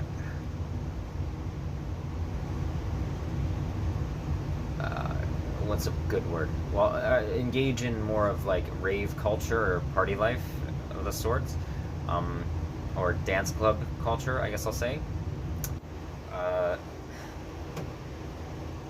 Yeah, completely disagree with this. And here, with the whole like blaming people for what they're wearing or what they're doing in terms of, say, like sexual entertainment or online being more revealing, as if that's inherently sexual, which it's not, or if they are being sexual online, why it's not their fault, even if they were trying to just gain whoever's attention. It's not, even if it was someone who was more perverse and more sexually devious in terms of like encroaching upon someone, and only, say, using them for their body, that's still not the recipient of that behavior. It's not their fault, even if it is what they're trying to draw it in.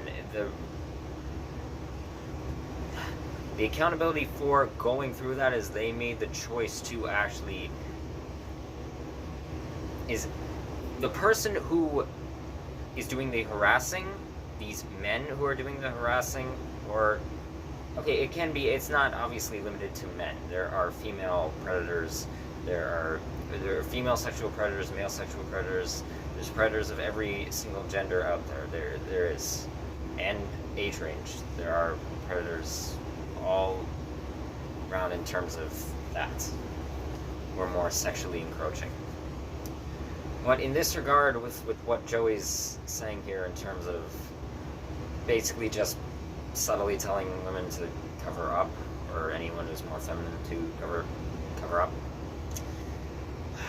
I'm gonna tell you why I'm gonna use an example for my regrets, why I don't like that. It's something that I regret doing, and it relates to my one of my ex-partners, who I've talked about before, how I was manipulative to them when we were just friends, and their partner at the time, and I was encroaching, and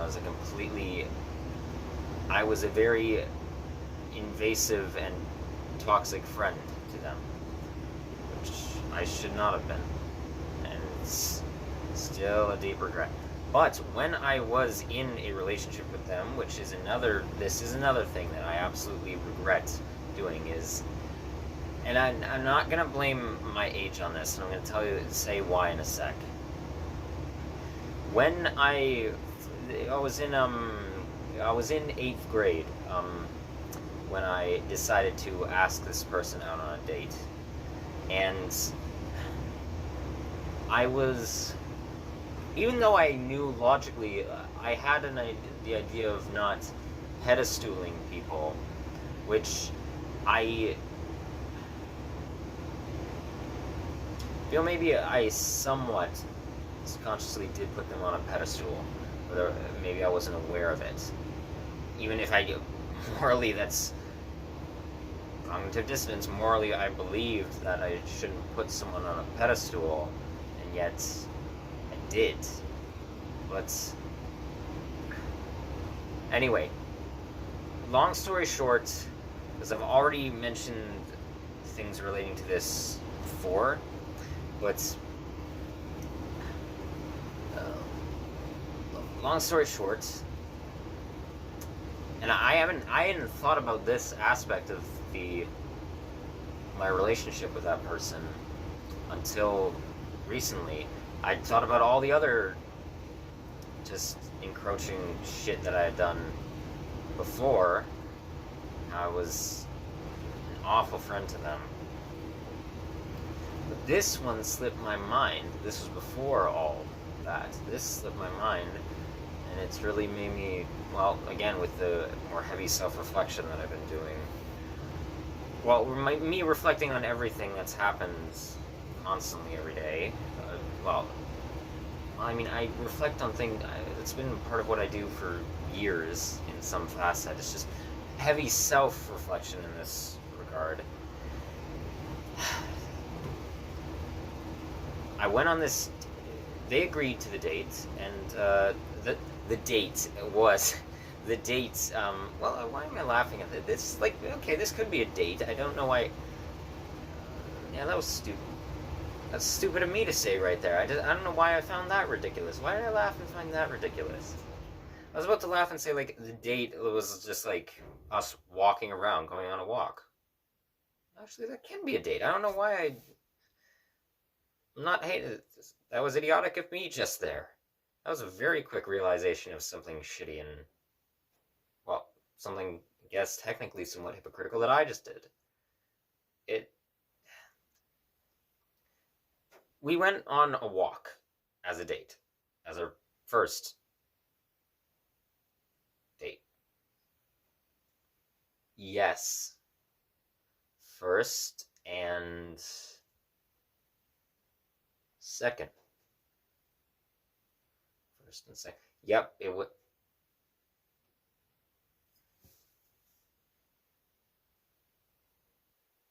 Hold on a minute.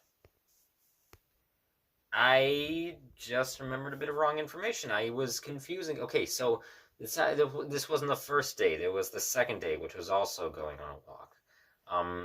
The first date I went on with them, I gave them a bracelet that I had found at a park on the ground that I had washed. It had a little heart. It was made of some sort of small metal.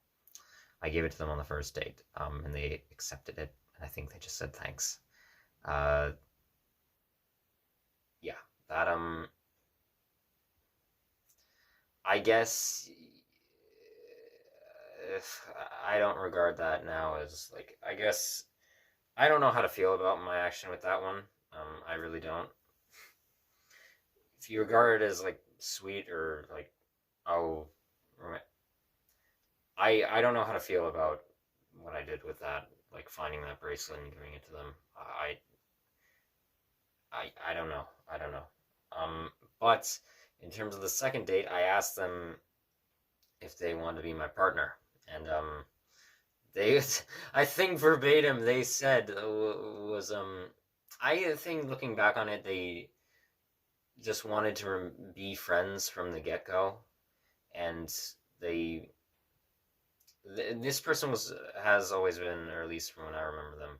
Well, when I knew them, they were more in personality-wise, more shy, more timid, well, more reserved and introverted, very much. Well, yes, they were incredibly intelligent, and they're more comedic in terms of, or they have more of a sarcastic, well, more of a dry, I guess, sarcastic sense of humor in some regard, or more blunt in that. Well, anyway, so I think, but regardless of that, I think they wanted to just be friends, and they didn't know how to tell me that, I guess.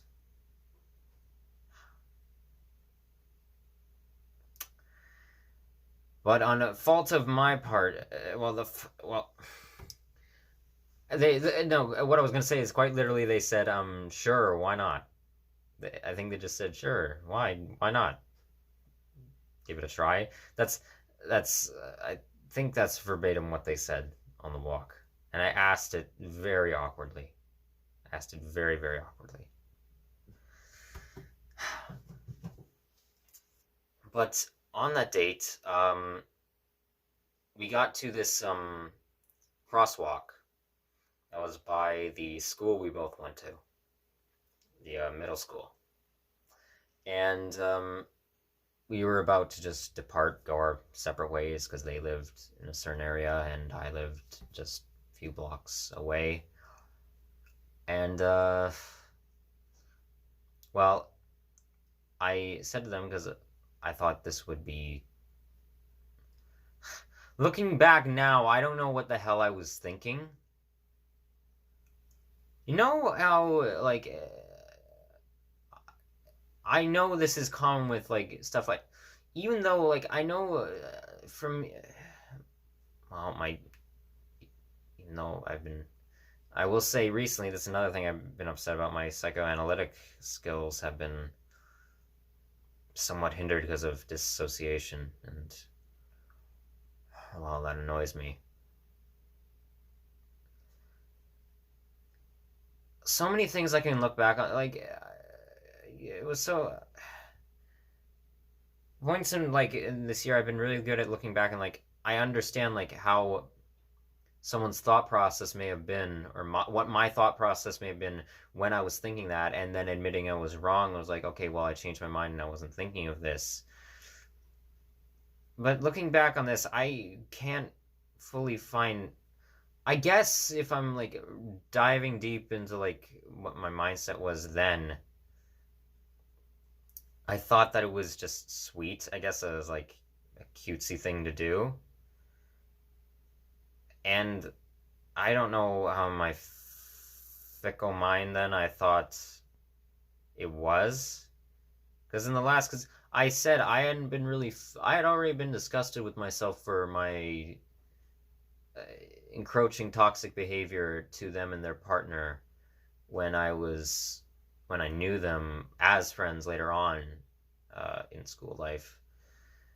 But I hadn't fully thought about this. And now I'm thinking, wow, I really was a jackass to this fantastic person for quite a while. Anyway, so we were about to part ways, and I just said, "Hey, I have a surprise for you." Like, and they were like, "What is it?" And I said to them, "Close your eyes and turn that way. Just look to the side." And they were just like, "Okay." And then I just lightly kissed them on the cheek, and then backed up, and then they opened their eyes, and I was just like, "That scared me." And I was like, "Oh, sorry." Now, and then we parted ways, and we saw each other, and we dated. We dated for a total of 2 months, and then we broke up. They broke it off with me, and then I also kissed them on the cheek again, I believe, once at the crosswalk again as well. Now, people may be like thinking, like hearing this, and like, "Oh, well, Cam, what? That's not a problem. What? You were young. You're in 8th grade." Or maybe half of them will be thinking, "Oh, that's cute. What's the problem with that? He gave them a kiss on the cheek. It's a nice little cutesy thing, like as kids that you did." Like, no, I if you recall I never said, as I just stated now. Well, I stated what happened. I'll say I never asked them if they wanted to be kissed. I didn't. I didn't gain consent from them. I didn't ask them if they wanted to be kissed on the cheek. And the second time, I also didn't. I didn't like. I didn't aggressively force like them to let me give them a kiss on the cheek. I just did it, and that was an awful thing that I did. And again, I want to reiterate, because people hold this shitty view of like, "Oh, well, that's not too bad." Yes, it is. That is an unconsentful act of passion. May not be. Well, no, it is. No, that counts as. Yeah, that counts as. Well, that can count as sexual assault. Or, like, if you're. That can count as sexual. Well, if you're. Well, it's obviously. Well, no, it's not. You know what? So it was unconsentful, I'll say. The kiss was unconsentful. And yeah, I absolutely despise that I did that. And I can't believe that I never bothered to fully focus on that thing that I did.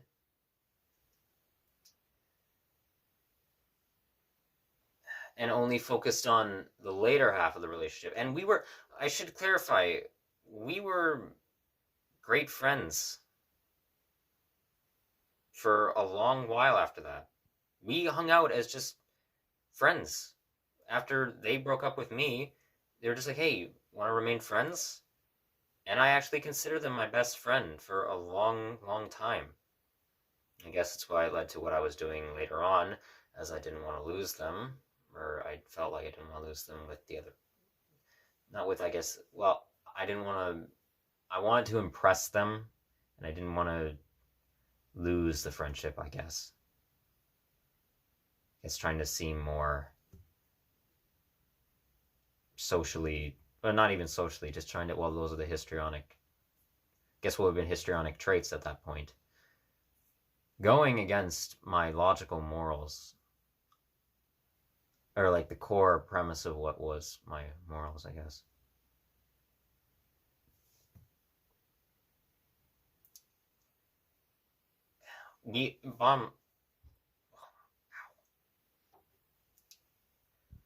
Bottom line being, we stayed friends for all the way up until 9th grade.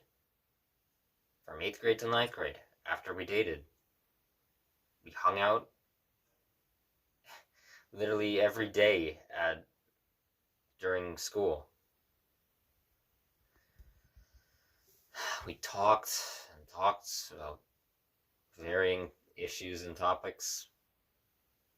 They were political in a sense. They were political too, and well, it doesn't matter even. Well, everything is political, so.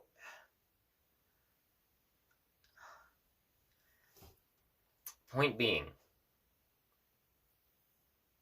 I kissed them unconsentfully. Now, for those of you out there who are going to be ageist, and like, this is another form of ageism. It's not just like bashing someone for their age, like considering them unintelligent because they are young, or considering them incapable because of their age, which I guess maybe in a sense is also ableist. Well, no, ableism refers specifically to disability and physical difference, but point being, for those of you who are saying like, ow, okay, hold on. Part of my brace wire has been sliding out of place a lot recently. It's been jabbing the back of my gums. For those of you who are saying, or looking at this and saying like, oh, it's fine, you were a kid, or hell, those of you who aren't even claiming like a kid, oh, it was just a kiss on the cheek, so what? That's sweet, it's nice. No, then you gotta tell me where the line gets drawn between a kiss on the cheek, a kiss on the lips, a long kiss on the lips, or where does the line get drawn with going for other parts of their body? So, yeah, that notion, and I do actually, yeah, I think that notion is actually pushed a lot in, especially, no, not even, no, I'm not going to say just Western society. It's pushed all over the world by societies all over the world. Like, there's a lot of misogyny, especially, as I've said before, that it's apparent, and this isn't everyone, obviously, but there is heavy misogyny, especially in relation to a lot of Middle Eastern culture and also Northern African culture and Central African culture. A lot of misogyny in relation to South American culture, or countries within South America, and here, especially Canada, the United States, Eastern Europe for sure, and as well Oceania, and every part of the world. Obviously, there are parts that have it more than the other, and that's not to say, obviously, that's not to generalize everyone within a country. I don't want to do that. But I'm saying that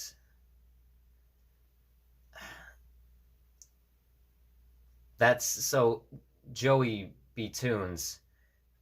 And the reason why I thought that was acceptable is because that narrative was pushed by people around me. That, like, oh, it's just cutesy as, like, kids to do that. Like, it's just like a sweet little thing. No. And I think that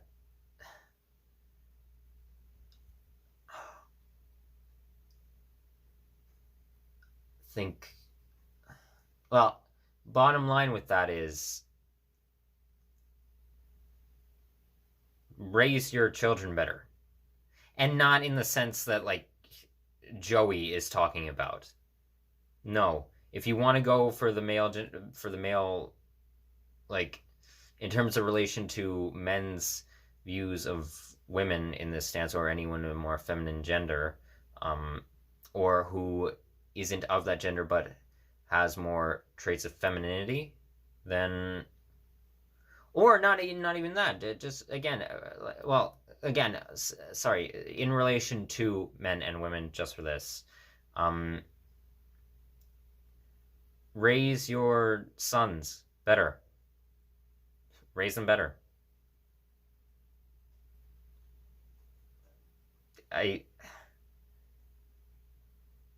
So, okay. That's what I wanted to talk about with JoeyBToonz. If he sees this video and he wants to comment on it, he's more than welcome to. I want to reiterate, just the same as the next person I'm going to talk about. This isn't, I don't hate them, and I don't, I do love a bit of Joey's content in terms of what he points out, in relation to, well, performative acts on social media, and heavy self-obsession. I do genuinely enjoy that content, and I think he actually has good points for that. So I'm not trying to say it as like he's a completely awful person. And I'm actually going to have a video talking about why I think so many people... Joey is, for his stance, that is sexist. That is a sexist stance, in my opinion. And other things in relation, he has transphobic stances and somewhat homophobic stances. I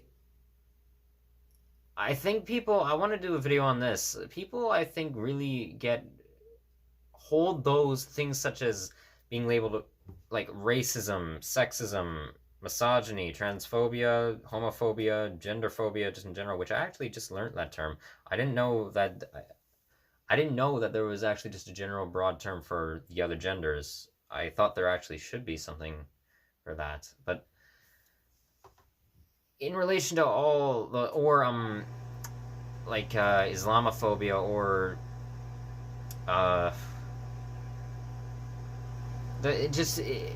all these different prejudices. People think, or ageism or ableism, all the things of the sort. I think a lot of people really take it as like this mystical, like, divine evil thing. This is why I hate how, like, so much of the schooling systems of the world present it, because it's very true that they present it in this way, all over the world, for these different categories of prejudice. They present it as some, like, mystical, they talk about it almost like some supernatural evil force. No, it's not supernatural in my opinion at all. Because there is blatant prejudice, subtle prejudice, and all, in my opinion, and I should have clarified this actually in certain videos before, it comes from ignorance. Like, there's a difference between, like, I said in some videos, like, there's a difference between, I believe I said in some videos, there's a difference between, like, ignorance, just being ignorant on something, and being, like, malicious with your prejudice. Well, no, I'd say that maliciousness also comes from ignorance. Or if it doesn't, well, if it doesn't, then it's purely spiteful, because of maybe being more sociopathic in some regard, or domineering, then, well, that is, well, I guess in some form ignorance. Anyway, I think people really... I'll do a different video on that. So, maybe along with clarifying, like, stuff, more regrets of mine. I don't know if I'll do that today as well. Probably not. Maybe tomorrow. Anyway, so don't... what I want to say is, don't go attack Joey. Don't berate him with, like, fuck you, you, like, complete, pseudo-intellectual homophobe. Don't do that. Like, obviously, if you want to call him out on, like, what he's doing, please do, but please be more constructive than just, like,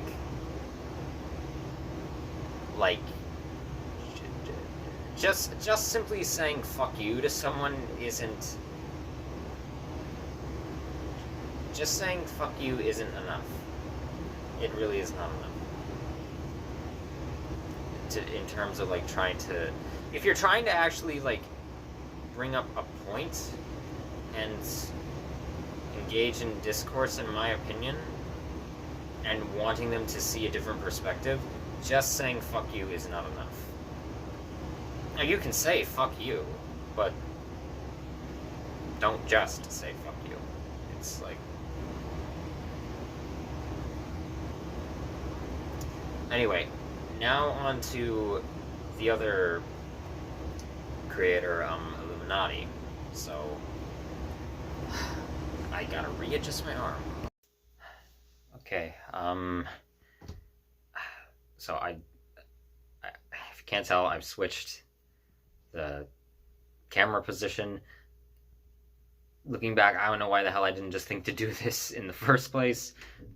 I propped my phone up against a tissue box, and I put an empty roll of some kind of tape, some kind of empty tape roll just in front of my phone, just so it doesn't slide on this coated steel, whatever metal material this is, with the coating it has.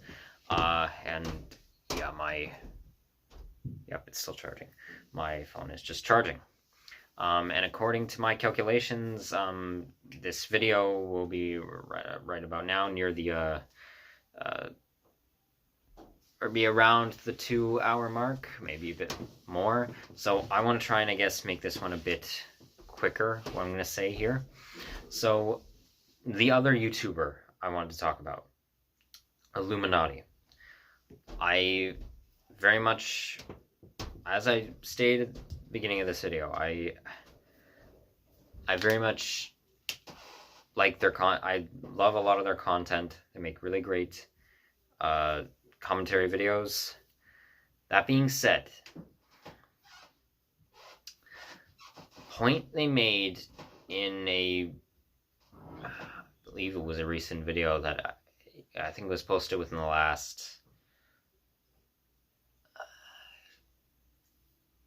3 or so months. I didn't remember to look at the time it was uploaded, or the date that it was uploaded. I will say, it's about the, as I stated before, it's about the serial killer, Jeffrey Dahmer. Now, I'll state right off the bat, I know nothing about Jeffrey Dahmer himself, other than that he's manic sociopath. I don't know if he was put to death on capital punishment in the United States, or, well, he is a infamous serial murderer and cannibal. He mainly targeted black gay teenagers, or black gay, well, young adults, as his victims. I don't know whether it was because he had actual, well, either way, it is racial prejudice, whether he targeted it targeted them specifically because he had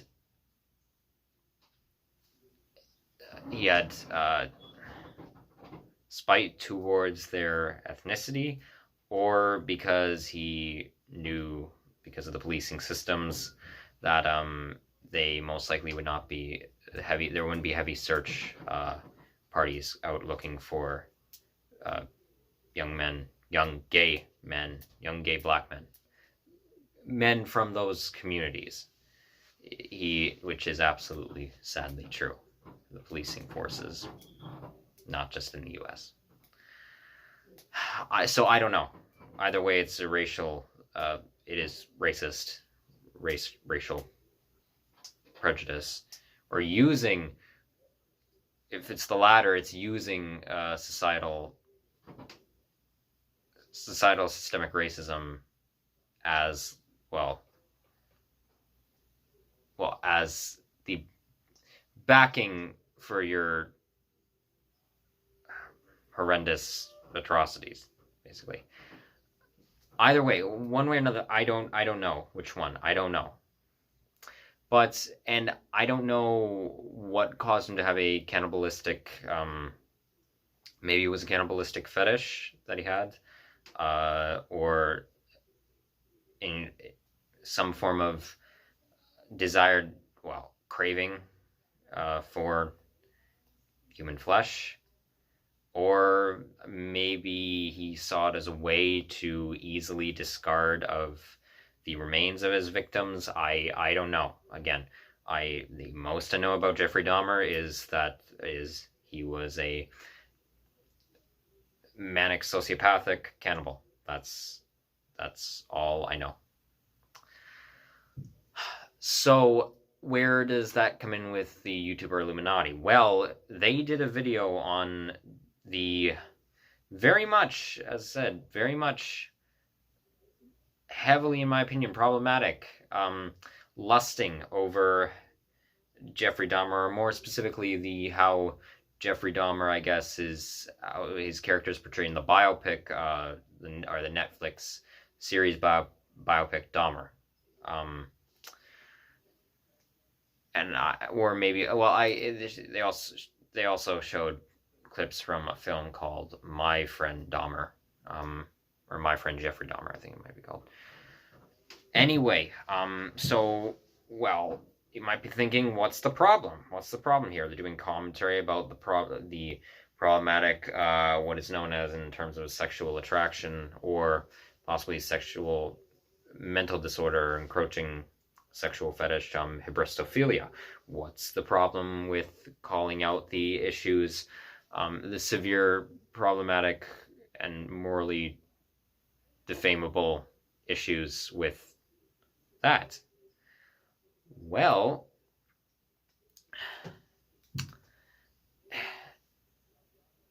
here's the thing.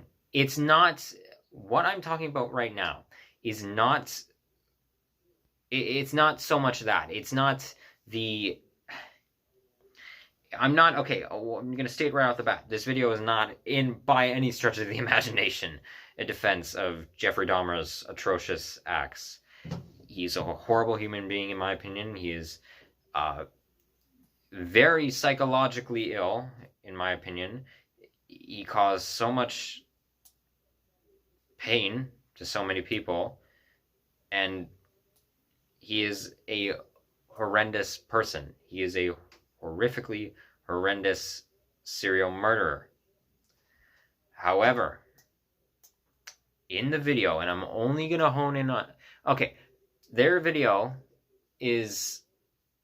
Iilluminauttii's video, they had me in the first half of the video.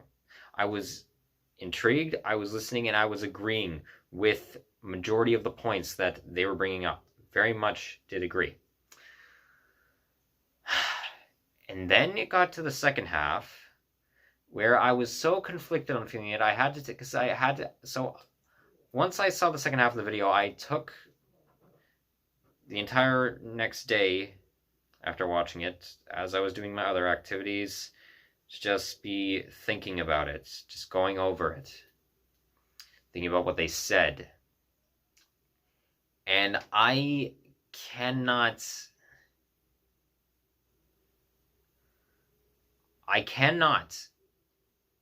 with my logical sense of morality, defend what they said by any means. I understand why they believe this. It's not an excuse, though, in my opinion.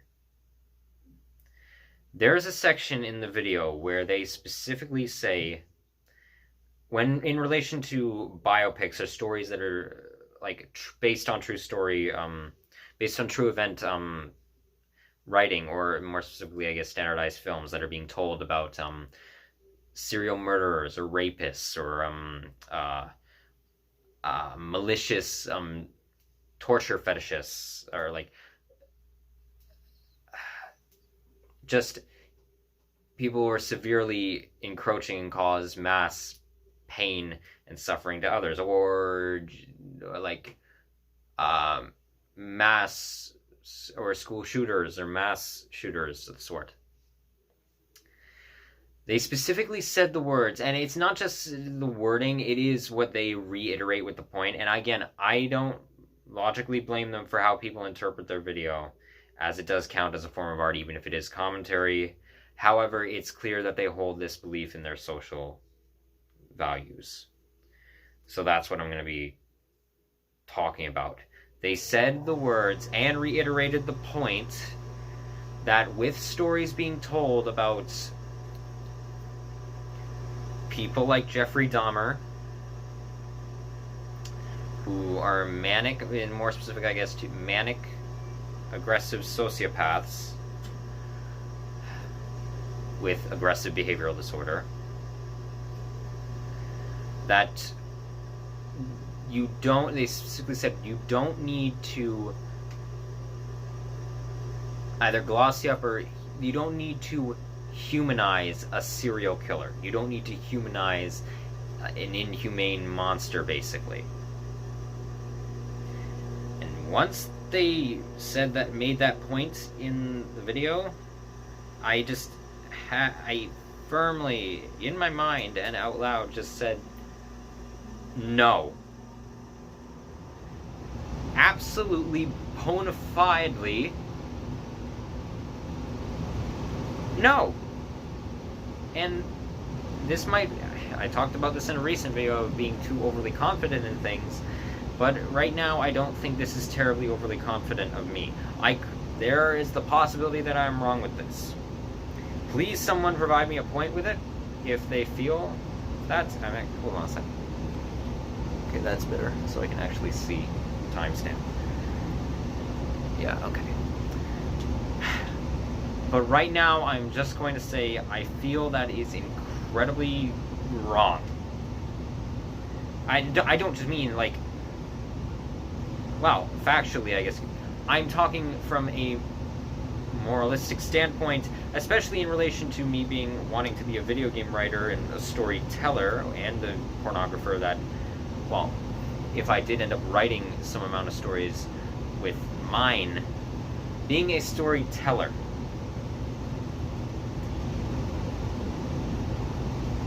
morally, I feel that is completely just as, well, okay, not just as, actually, no, in a sense, well, it's not just, okay, it's not as severe as his atrocious acts, but it is inhumane. So, people may probably think, what are you advocating for humanizing a serial killer? Yes! Absolutely! Okay. They made the point about how a lot of, and to their credit with this, I do agree with them on their point. I absolutely agree with them that in terms of, like, production market, in terms of advertisement and marketing, like, ploys by Hollywood corporations and major movie studios that produce content that is mainly related to, like, true crime stuff and things of the sort. Yes, I do think there is a large amount in terms of advertising that do cater to the whole paraphernalic and hybristophilic fantasy. Like, they cater to the I guess I would say perversive interest in like they cater to people with an infatuation or overbearing or having an obsession with serial murderers or someone who is a manic psychopath. I would agree with them that absolutely yes, there are many companies that do, with the advertising, cater to those people. However, it's not an excuse to, like, to their point about how it caters to people with that encroaching fetish, I would say, and as well as talking about the victims' families, how they've been distraught by it, and how catering to people who have that encroaching sexual fetish, or to for the people who are just fetishizing and adoring Jeffrey Dahmer, that is a spit in the face to the victims' families and the victims' memories themselves. Absolutely is 100%. However, that is no excuse to portray a human being that exists as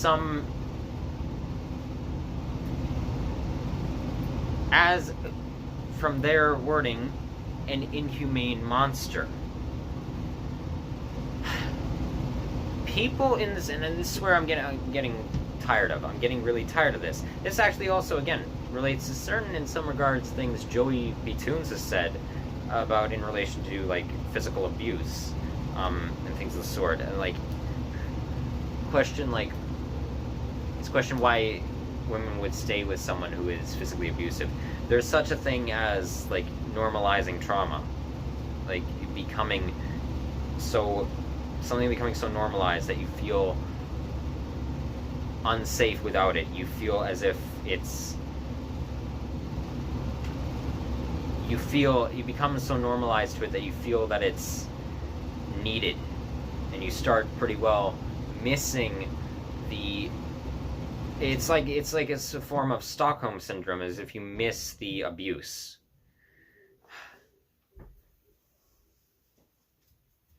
So anyway, in relation though, I'm getting so tired, and I've talked with people about this when bringing up psychology. I'm getting so tired,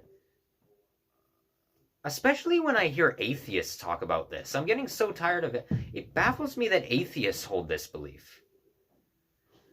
I'm getting so tired of people viewing serial killers, serial rapists, genocidal maniacs, or genocidal warlords,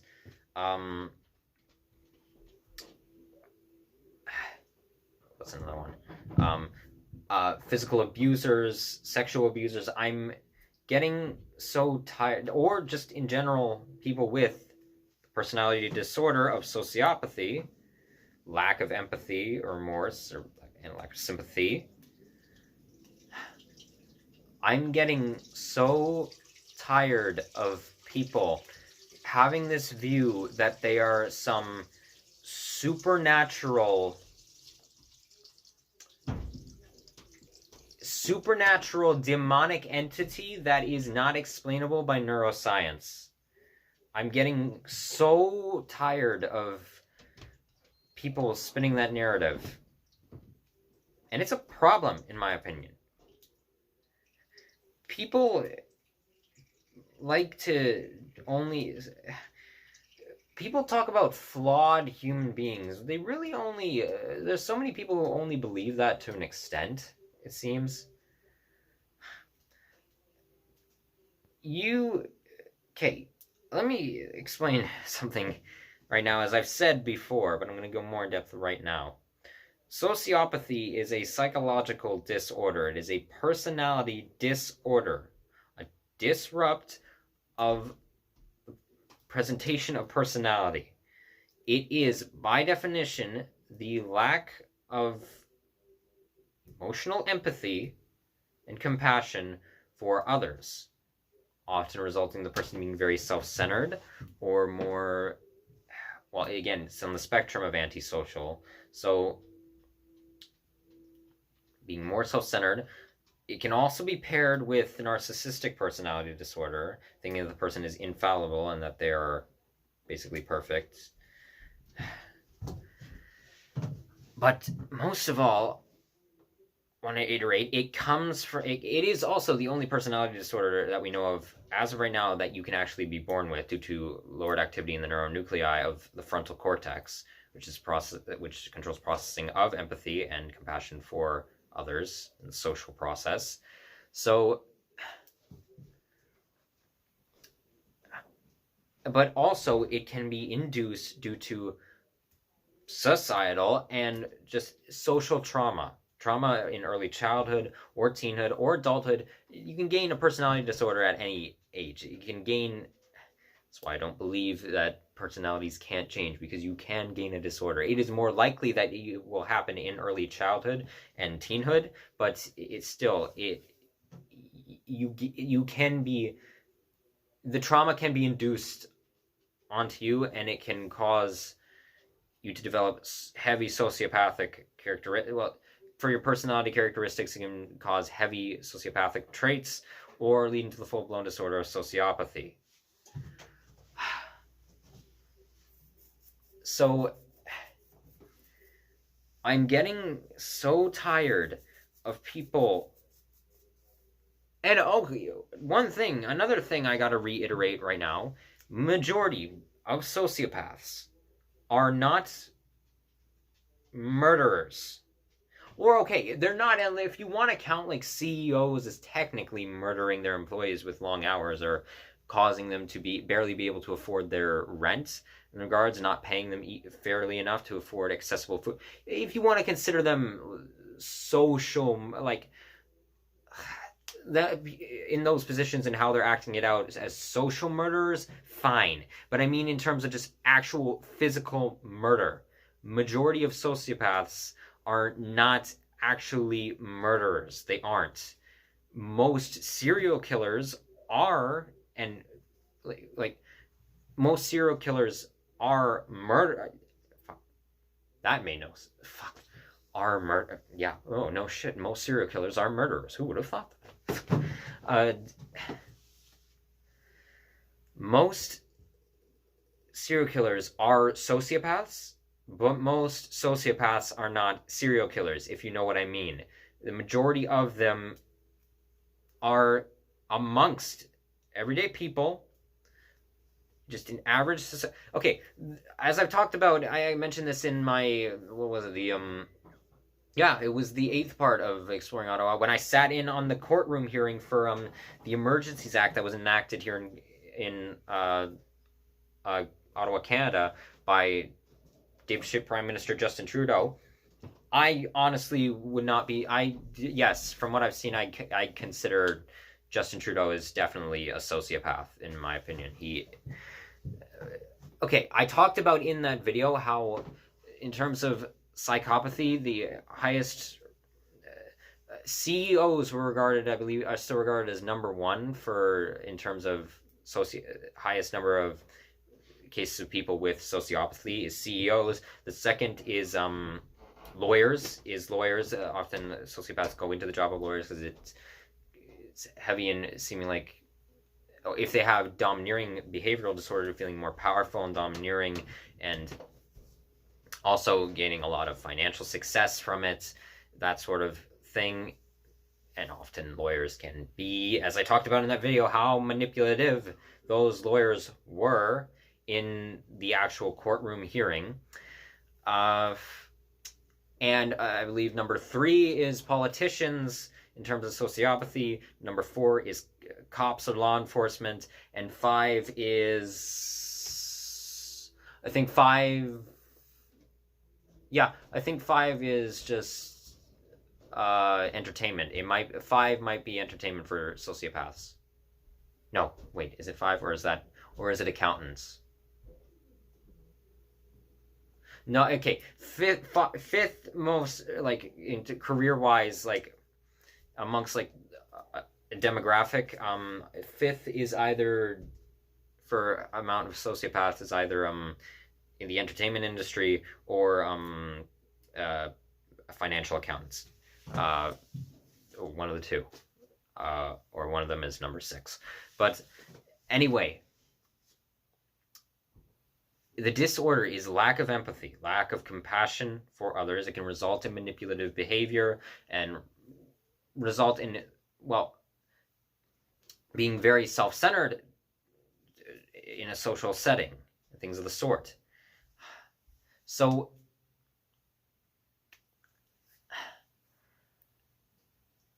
I'm getting so tired of this.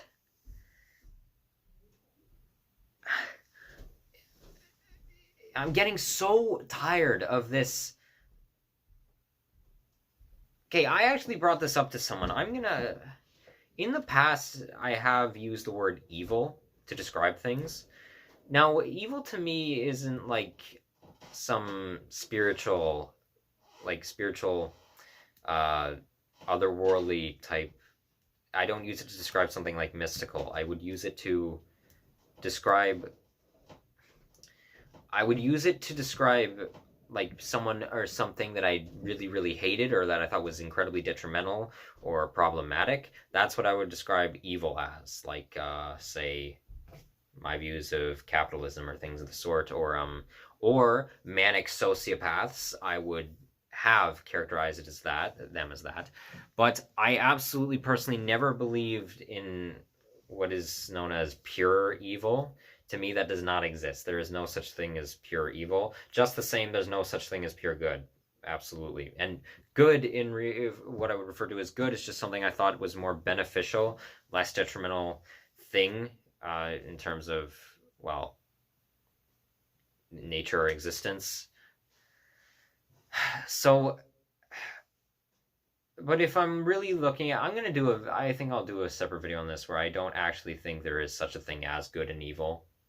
Like, there is technically, if we're really being technical, there is no such thing as good and evil. There really isn't. There is, from my view, people who are flawed and then people who are severely flawed. So, and I'm bringing this up again because they bring up, Iilluminaughtii brings up points in their video about, like, not making, say,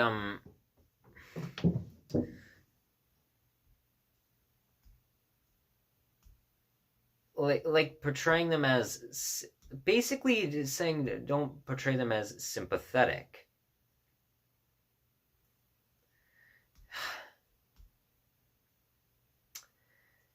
Look, people need to accept that someone like Jeffrey Dahmer or Ted Bundy or what's another? H.H. Holmes. There was the H.H. Holmes or they brought up an example of a Ukrainian serial killer in Ukraine. Forget their name. I don't remember this another cannibalistic serial killer from Japan, who I think they wrote a manga, and they cannibalized their victims. That was a dog. People need to start accepting that these people, murderers, rapists,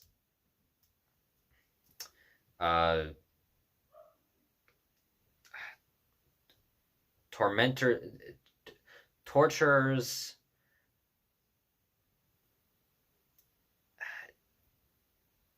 politicians who commit genocide, They are a part of humanity. They are. I don't think their disorder is inherently logically our nature, or, well, that's what I'm questioning, whether we're all really are just sociopathic. Subconsciously, maybe. Logically, though, I am tired of people thinking that they are some unexplainable force of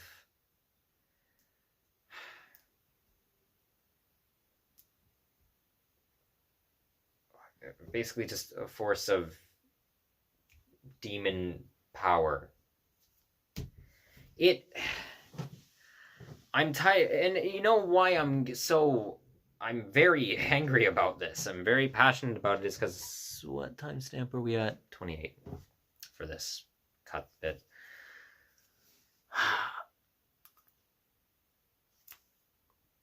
It's because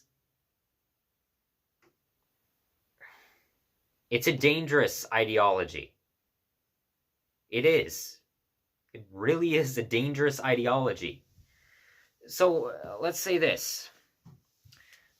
Where does the line get drawn? Okay, and this is why I don't believe anyone deserves to die. I don't believe in capital punishment. I don't believe in whether morality...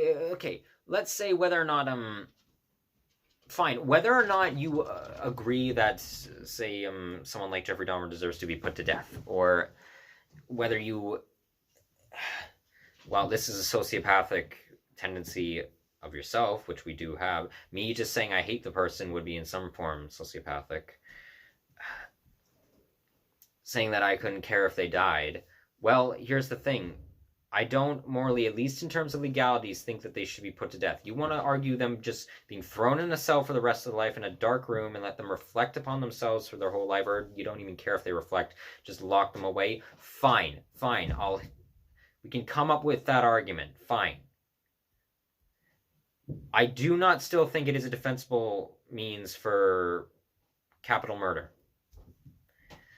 Because where does that line get drawn by a judge and jury at the point? If someone between a murderer or someone who has physically abused someone or someone who has punched someone once out of a fit of rage or a fit of, in that moment, being a sociopathic tendency of not really caring what happened to them if you bash them.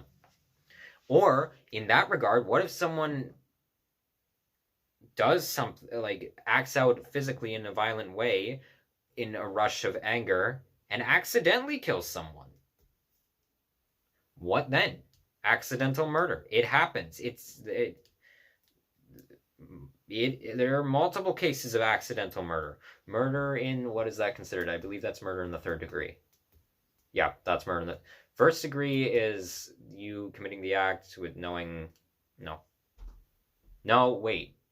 Maybe that's the wrong legal term. Murder in 1st degree is you committing the act. 2nd degree is association to the act, I believe. And 3rd degree is... 3rd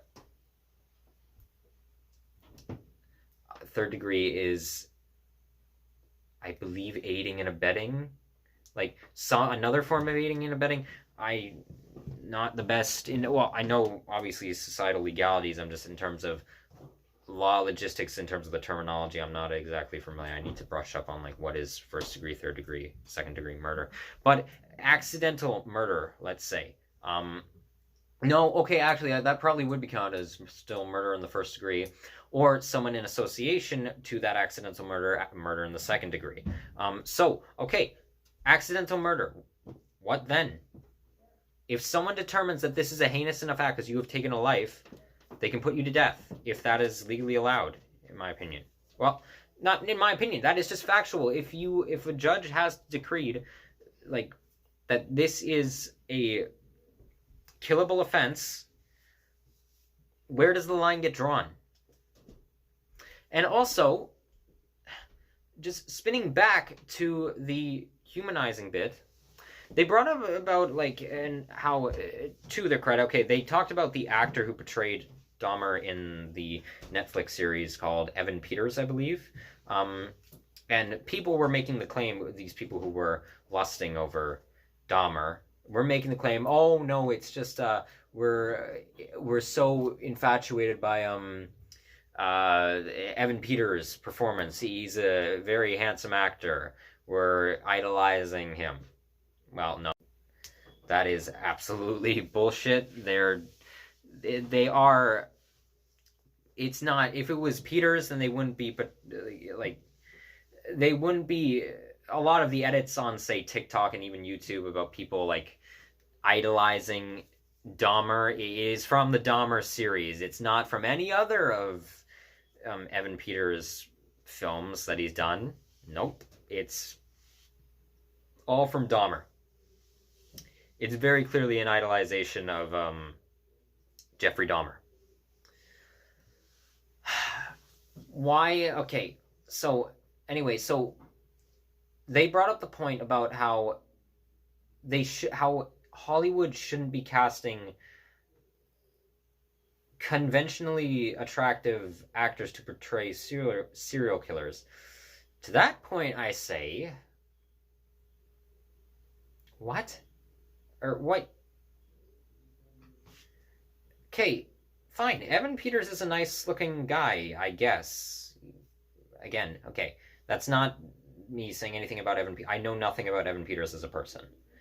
Physically, it's just, for me, I'm just personally, I'd say he's attractive enough. Not anything, for me personally, like, outstanding in terms of, like, beauty. And that's not me trying to shame him. But I believe that looks come second to things. Obviously, I do believe that in terms of sexual attraction and romantic attraction, looks do play a part. For many people, it plays a part. It's just, it shouldn't be the overbearing thing.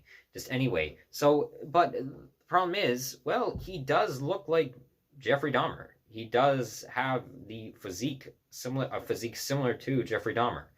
So you would want an actor, an actor to be, if you're doing a biopic of someone, I would hope that you would go with an actor who can get the performance of them down right, or it can be true to how they behaved in their mannerisms and demeanor and projected persona and things of the sort, and physically how they looked, how portraying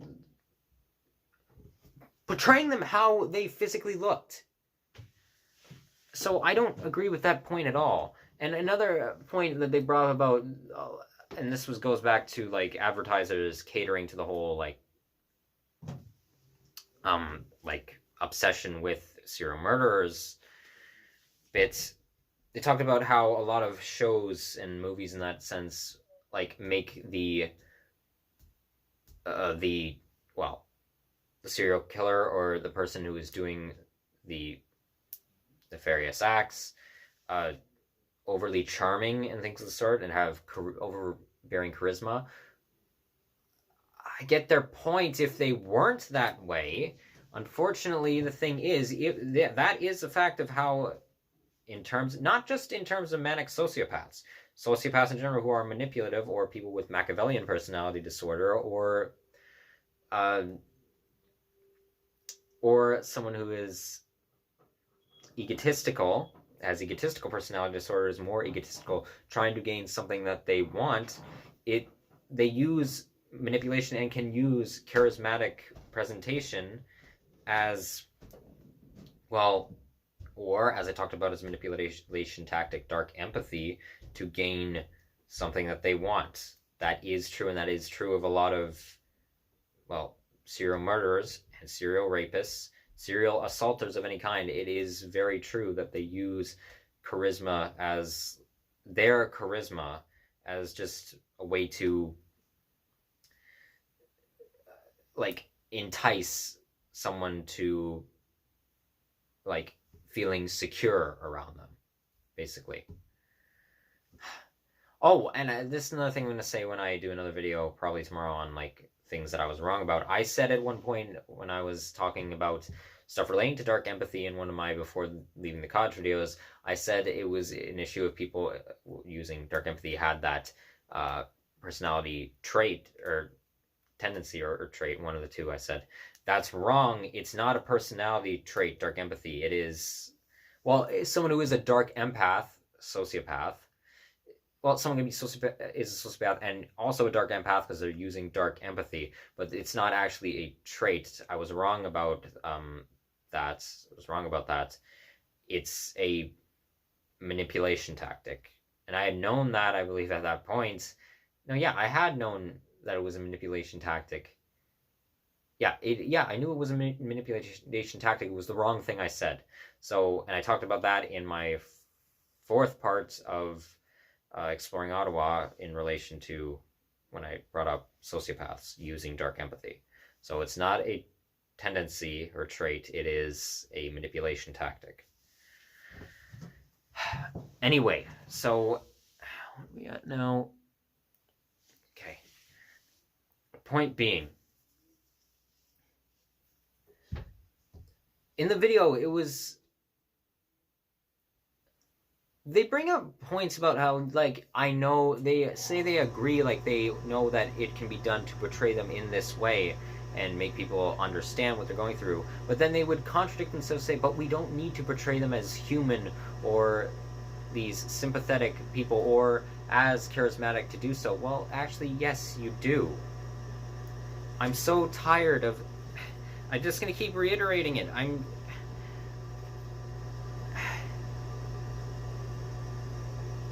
People don't realize that inhumane, it leads to alienation, in my opinion. That leads to severe alienation, not just of manic sociopaths, who I don't logically and morally believe should be alienated in terms of they should be accepted for who they are, not tolerated for it by any means. So, in regards to me disagreeing with things, that's why I don't believe in alienating people of different political beliefs and things of the sort. It not only leads to alienation of manic sociopaths, it leads to alienation of people with sociopathy in general, and it also can lead to alienation of people with antisocial personality disorder, because it is on the spectrum of being more reserved and more weary of people, being more closed off from actually trying to form relations with people, or being more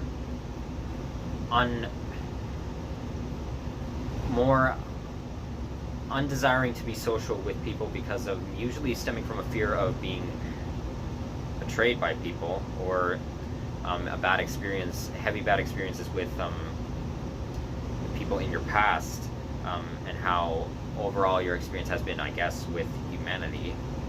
But it leads to alienation of people with these personality disorders, with people with sociopathy who are self-aware, who know about it, that is, or at the very least know the feelings that they have, are aware that they lack the understanding of it. There are people with sociopathy who don't understand the concept of empathy, and they can become aware, self-aware, that they don't understand it. And also same with people who are narcissistic or overly egocentric, egocentrism, egotistical personality disorder, or people who are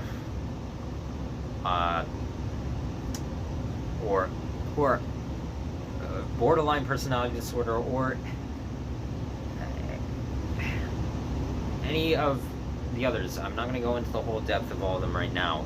Or people with dismissive behavioral disorder, if they're more self-aware of it, which can lead to, in terms of personality presentation, like heavy traits of sociopathy, or those who, it can also potentially lead to people who are like feeling alienation from people who are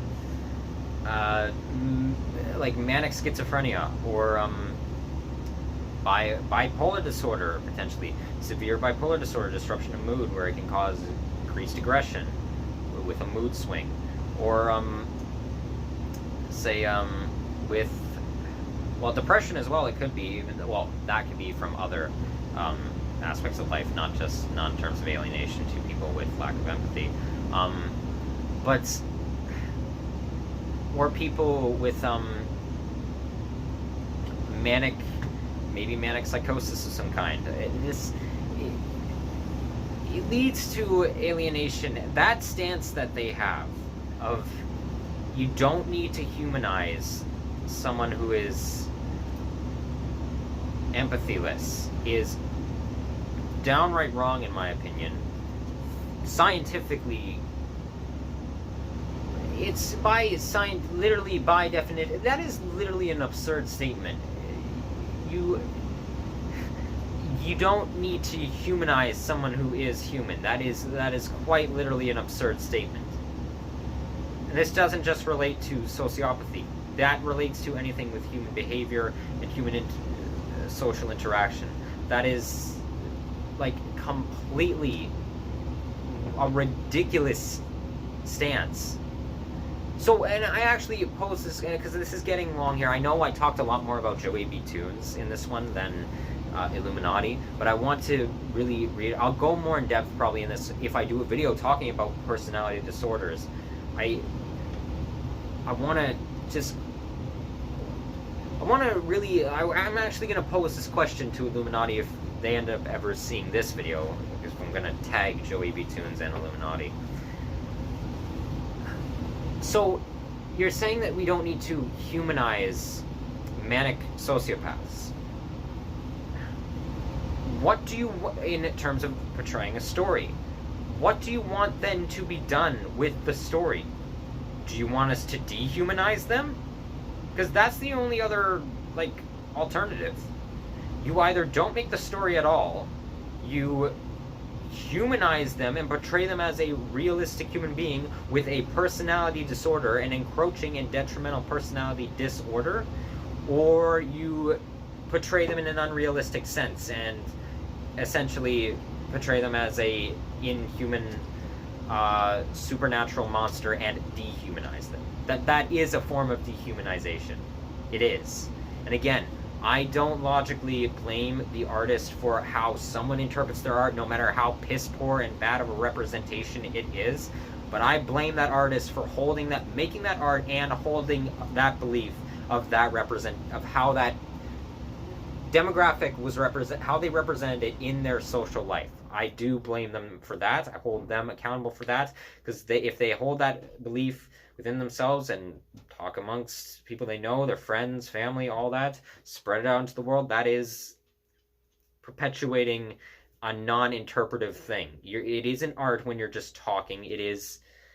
This isn't, unless you're being very vague with your words, in terms of maybe like the manipulation tactic of doublespeak. It's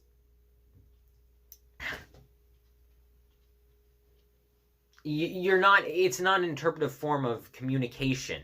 You are presenting your beliefs out there in the immediate. I do blame them for that narrative.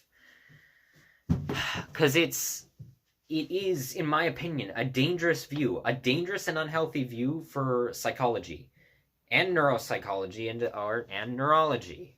As I actually do now logically believe, I would say that psychology is a subspecialty of neurology. Just as important, but a subspecialty nonetheless. It is a very dangerous view to view. Okay, by the way, if you hold that view, if you believe that, you really have to, you must regard, if you believe that serial murderers deserve to, in terms of morality, deserve to be put to death, you must believe every politician deserves to be put to death, or a majority of them. Okay, I'm not going to say all again, because I don't believe all. Most. You must believe that majority of politicians deserve to be put to death. With the amount of problems and unempathy, lack of empathy they have for people within their own societies, and also governmental problematic influence across the world, inciting violence in multiple different countries across the world, or just causing major disrupt to people's lives, you must believe that they deserve to be put to death for that. I don't, but if you want to be logically consistent with your morals, you must.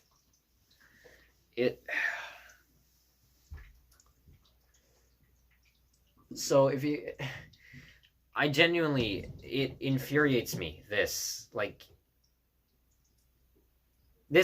infuriates me, this half acceptance of, like, psychological science, or just for everything. It really does. And even though you're entitled to your own opinion, in my opinion, at some point, as long as you're not hurting anyone else physically to an extent, which is where my libertarian morals come in, that's why I'm for religious rights, even though I've kind of rethought certain things with needing a religion for, well, not, I believe there's good things about religion. Maybe I'll reiterate the cult, or not reiterate, restate, or redo my statement. The cultures associated with religion in some culture, in certain cultural traditions. However,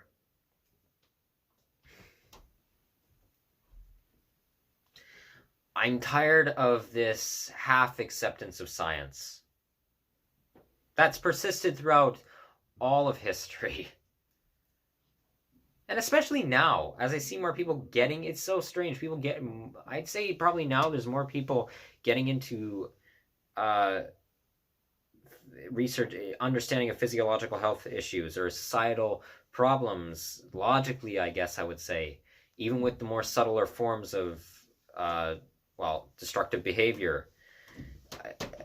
I'm so tired of this half-baked acceptance of science. And in terms of psychology, I'm so tired of this portrayal of, like, manic sociopaths being this unfathomable creature that isn't part of humanity. It's not, in my opinion, logically human nature. It's a disorder. And people gain disorders because of a reason. Does that excuse their acts? Logically, I say no. Not by a long shot. Yes, Jeffrey Dahmer is a horrendous person. Ted Bundy, horrendous person. Multitude of every other serial killer out there. Horrendous, atrocious person. They are monstrous. But they aren't some boogeyman monster that goes bump in the night. They're not a ghost within your closet. Or maybe they are the real ghosts within, like, that they are the real ghosts that haunt you. But they're not an actual ghost.